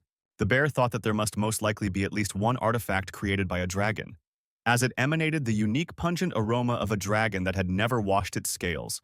The hero admitted that even if so, he still wouldn't be able to get there and decided to focus on the available artifacts. Suddenly, the entire room was filled with green rays of light coming from X's room. One of the listeners shouted that it had happened. It was a special event. Sometime later, the Dirty King already learned that Kunhan's tooth had reacted to the hero. He wondered if this meant he was talented enough to be the next to take the throne. In Zone X, there are 3 artifacts, each with a different level of power. All 3 items have one feature. They allow their owners to stand on top. The Staff of Algol belonged to the first magician of the human race, Algol, and this artifact is capable of infinitely increasing the destructive power of its owner, and it was also the symbol of the King of Magicians. 56 years ago, the staff chose Theron as its owner, and before that, everyone who was chosen by this artifact occupied the highest position in the tower. The Mersha armor provides absolute protection from any physical and magical attack, and it chooses its owner once a century. However, the Molar of Kunhan, the first leader of the ogres, and also the most mysterious artifact, the Tooth of Kunhan, has not chosen anyone for itself for several hundred years. The king understood that he had chosen Ruin ARDEL today. Did that mean that the guy had truly mastered the power of the throne? He asked how easily the hero had lifted Kunhan's tooth, and the attendant said that it had been done with incredible ease. The filthy king knew that this object was so heavy that it would take more than 5 grown men to move it, and it was definitely not something that could be lifted by one person. The king even thought that the ruin possessed the power of an ogre. The incredible physical strength comparable to that of an ogre, and the selection of a special mission to search for the Heavenly Mountain area. It was all very strange. The king ordered the summoning of all the Scream Mages. Meanwhile, the hero decided to go west to reach the Heavenly Mountain. The hero was given permission, an ID, and a ticket for the mana train. The clerk said that as a mage of a magic tower who was not allowed to have his own opinion, he had nothing to add. But he had something to say as an elder, and the hero was very surprised by this information. The servant explained that the magic tower is incredibly kind to the magicians who bow at its feet, but cold-blooded to those who do not obey it. He asked the ruin to be careful and to question everything. Ancient Castle Tesheron is the closest city to the Sky Mountain. Created for the purpose of protecting the continent from the invasion of the ogres, it is also known as the Shield of the Continent. In this regard, Tesheron is surrounded by high walls, comparable in size to the walls of the capital, and has a strong army and an iron will. As soon as the hero got into it, he thought that the city was rather deserted. The bear explained that the city was built to contain the ogres, but that threat had disappeared on its own. It was only daytime, but the local soldiers were already drunk. One of the soldiers, Grimoski, approached the guy and said that he was well-dressed and should give them everything he had. But the hero clearly didn't agree with this, and the next moment he threw the big guy to the ground and he fell unconscious. The hero approached one of the houses near which another soldier was sleeping peacefully. He apologized for daring to doze off without realizing that a magician was standing in front of him, and our hero asked where he could get a horse. The guy told him frankly that at the moment they didn't have a single horse. The bear laughed at this time. He did not understand how it could be that there was not a single horse in the stable. The soldier squealed that in the morning there had been 3 horses, but they had all been taken away. For so long the guests had only been flies. But now visitors had arrived. The hero asked again what guests could have been at that time and in that place. He thought that there were other people who wanted to take horses in Toshiran, where no one comes, and it was just a coincidence. He remembered the words of the employee who told him to question everything, and the bear confirmed these suspicions. The hero, after discovering that he was being followed, immediately took action and told the hotel staff to let him know if anyone asked about him. And then he decided to take a walk around the city to lure out his pursuers. It was obvious that the pursuers were people from the Rainik Empire. The hero did not know whether they were sent by the crown prince, angry at his unwillingness to carry out his order for naturalization, or by the king of the magicians, showing excessive interest in him. However, both options were equally unpleasant. Everything had to be decided before going directly to the heavenly guru. The hero understood that he could not allow them to follow him when their surveillance became obvious. Upon returning to the hotel, the clerk said that unfortunately no one had come to see him. However, he said he had some kind of memory lapse for about 3 minutes. The hero realized that it was possibly mind control, a high-ranking 6th-class spell that could control a person's mind, causing the person to lose memories of being under the control. The bear explained that they turned out to be more careful and stronger opponents than they expected. They came into the room and saw some note that was attached right above the bed. It was written there that the people had no intention of harming the hero, so there was no need to waste time finding out their identity, and it was necessary to continue the mission. The hero was angered by this, and also angered by the fact that they showed up in his room, daring to tell him not to try to find out who they were. Finally, he ran out into the street and ran forward with all his might. He used all his speed to break away from his pursuers. A group of magicians decided to follow him after all. They had skulls depicted on them. They followed him, but they had orders not to kill him. Finally, they reached some alley and said that the trail of the ruin of ARDEL had ended. The leader explained that this was not true because he was simply waiting for them. At that very moment, Ruin jumped out from behind the fence and pounced on them from above. One of the magicians tried to defend himself with an ice wall, but Ruin broke through and hit the mage right in the jaw. The leader laughed and admitted that he was curious about the hero, but he turned out to be a real monster. He admitted that they were sent by the head of the tower. He wished for them to become observers of their younger comrade. He said it was nice to see his abilities anyway. After that, the leader disappeared, and the hero approached one of the guys and saw a tattoo with a skull, and it was a vicious magician. The bear explained that the corrupt mage was a group shrouded in mystery. The only thing he knew was that these mages of the magic tower were exclusively engaged in dirty work. Secret organization. Corrupted mages. From the available information, there is only the name and the presence of tattoos. What exactly they do, how strong their magicians are, and who the leader is not known for certain. The bear asked Ruin what he thought after the skirmish with them, and he admitted that his feelings were mixed. It seemed to him that they were even weaker than the representatives of the Great Festival. The leader used a high-level 6th-class spell, so he's no ordinary enemy. The hero explained that first, he had to make the enemy appear in front of him. The next day, the hero immediately went to the Heavenly Mountain. The path to it was an endless barren land, devoid of any life. When the guy arrived there, he realized that his power circle still wouldn't calm down. The hero, however, did not understand how to get inside, given that there was a barrier there. The bear explained that if she were human, she would definitely try to destroy the barrier. First of all, it is a barrier that cannot be destroyed in a human way. Then all that was left, as the hero thought, was to call the ogres to open the door. He wondered if every single one of the ogres of the Heavenly Mountain had died in the Great War, and the bear said that this was only the opinion of the people. The bear explained that his ability was not to confirm or prejudice, but to destroy. The hero touched the barrier and told the ogres not to pretend that they were not there. He came to give them the tooth of the leader Kunhan. He turned to them and said that if they heard, they should open the door. Suddenly, there was some kind of glow. The gang leader was shocked that someone was able to get through this barrier. No one had ever managed to do this before. After this, the barrier closed again and the leader was no longer able to get in. However, the hero looked out from the barrier and hit the leader hard in the face. He used an earthquake, the aftershocks of which were heard throughout the area. The leader fell helplessly, and the hero used binding shackles so that he could no longer escape from them. The hero suggested that they end their game of tag here. Suddenly, a huge figure appeared above. The next moment, the ogre landed right on the man's torso. The ogre looked menacingly at the hero and demanded to know who he was. Fortunately, after a while, the hero managed to pass through the barrier of the Heavenly Mountain, and as soon as this happened, it seemed to him that he had entered another world. The other ogres didn't understand what the man was doing there, but he didn't smell like a man. He smelled like them. The bear explained that the hero should be on guard. Human morality was clearly unknown to them. The hero thought that they had arrived at the right place, and that it was the Heavenly Peak. But it wasn't a peak at all, it was just a giant ogre. He introduced himself as Karhan. He heard that he had a relic of Kunhan. The hero was surprised that he was much larger than the other ogres. The ogre at this time greeted him as their guest, and he had not yet decided whether to tear him into pieces and throw him to the eagles or not. The hero explained that he had said at the entrance that Kunhan's tooth had chosen him. The ogre considered this a lie because a person cannot control this object. The guy decided to just show this object and pulled out a tooth, after which everyone believed it. The ogre thought about how interesting a person our hero is. He could smell him from the moment he came here, and he was filled with power. The hero asked if the ogres knew the name Dracogonia. It belonged to a dragon that once lived here in the Heavenly Mountain, and the ogre was very surprised.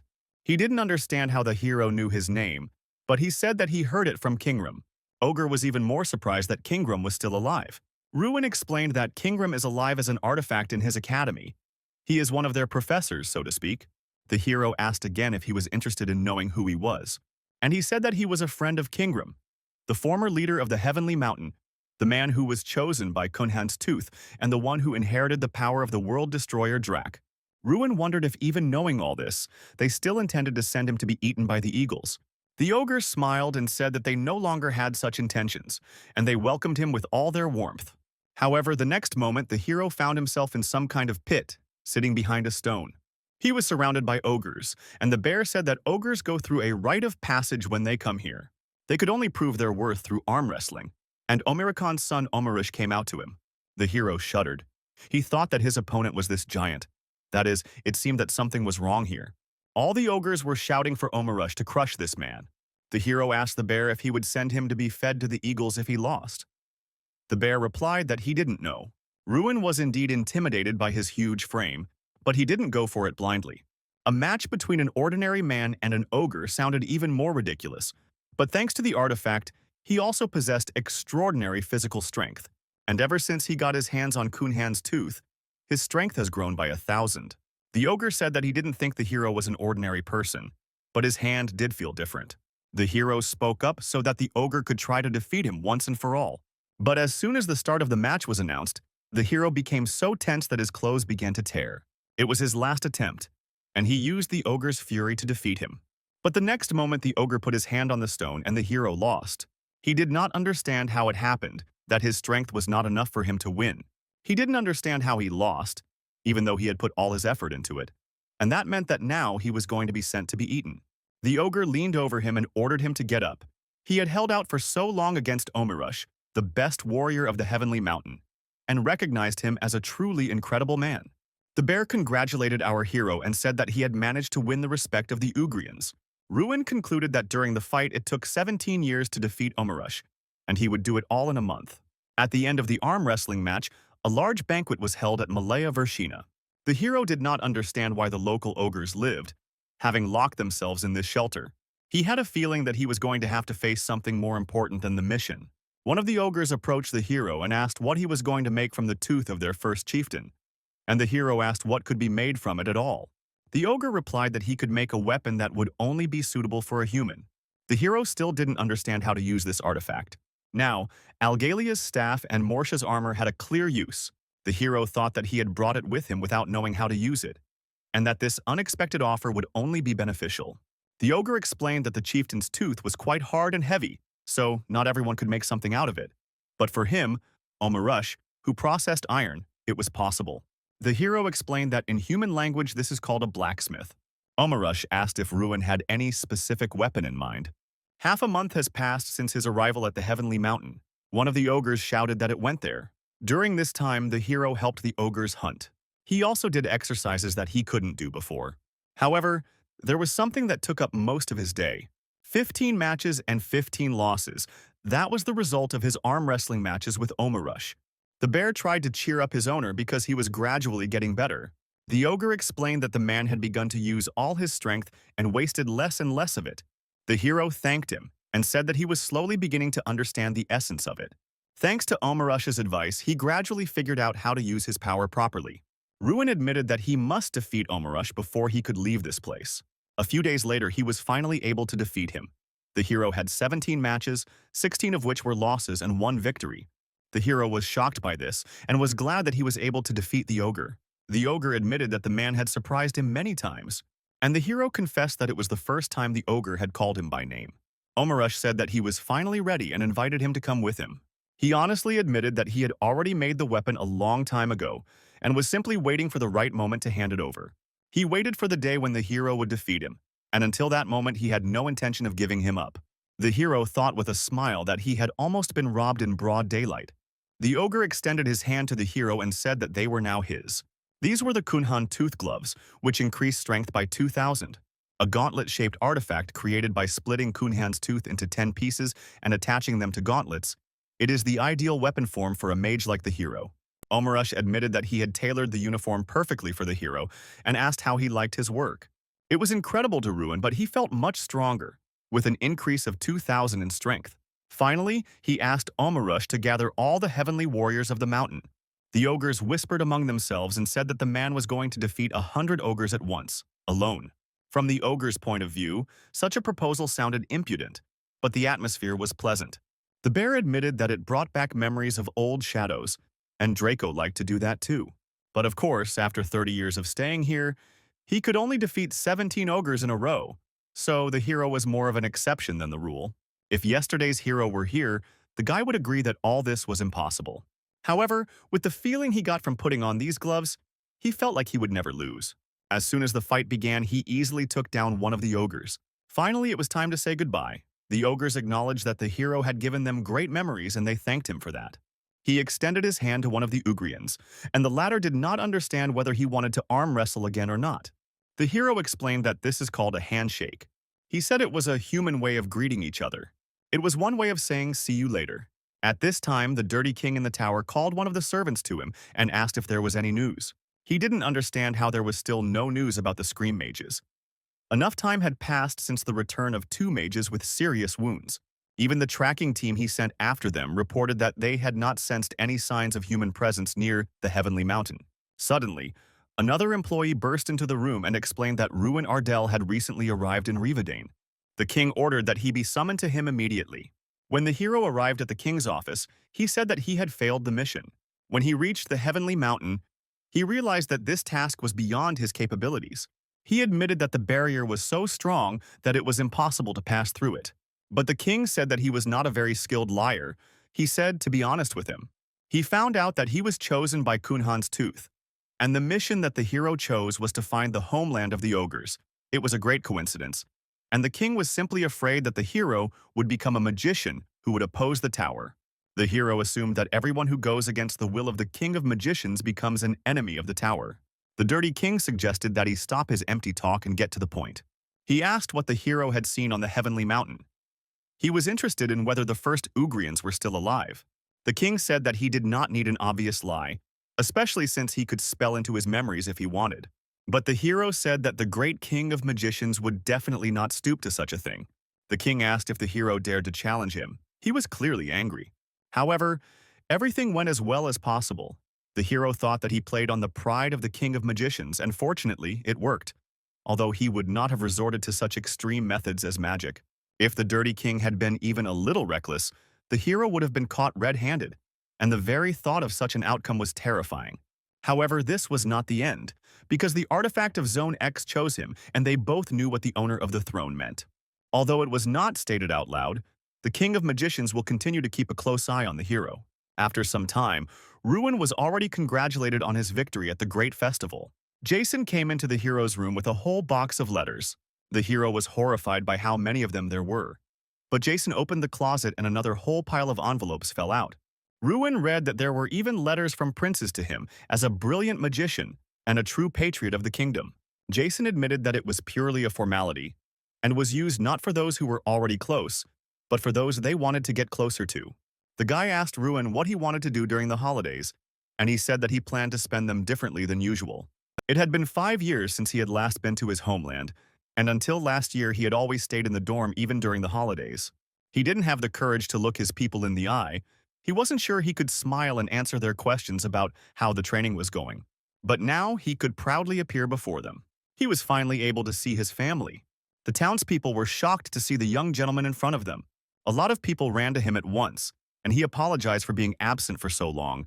They were interested in whether the rumors that were circulating about him were true. At that moment, his sister rushed to him and hugged him. She said that for the whole time there had not been a single letter from him, and then he just appeared. The hero smiled. He realized that his sister remained just as sweet. He told his family and the residents of the estate about everything that had happened during the past time.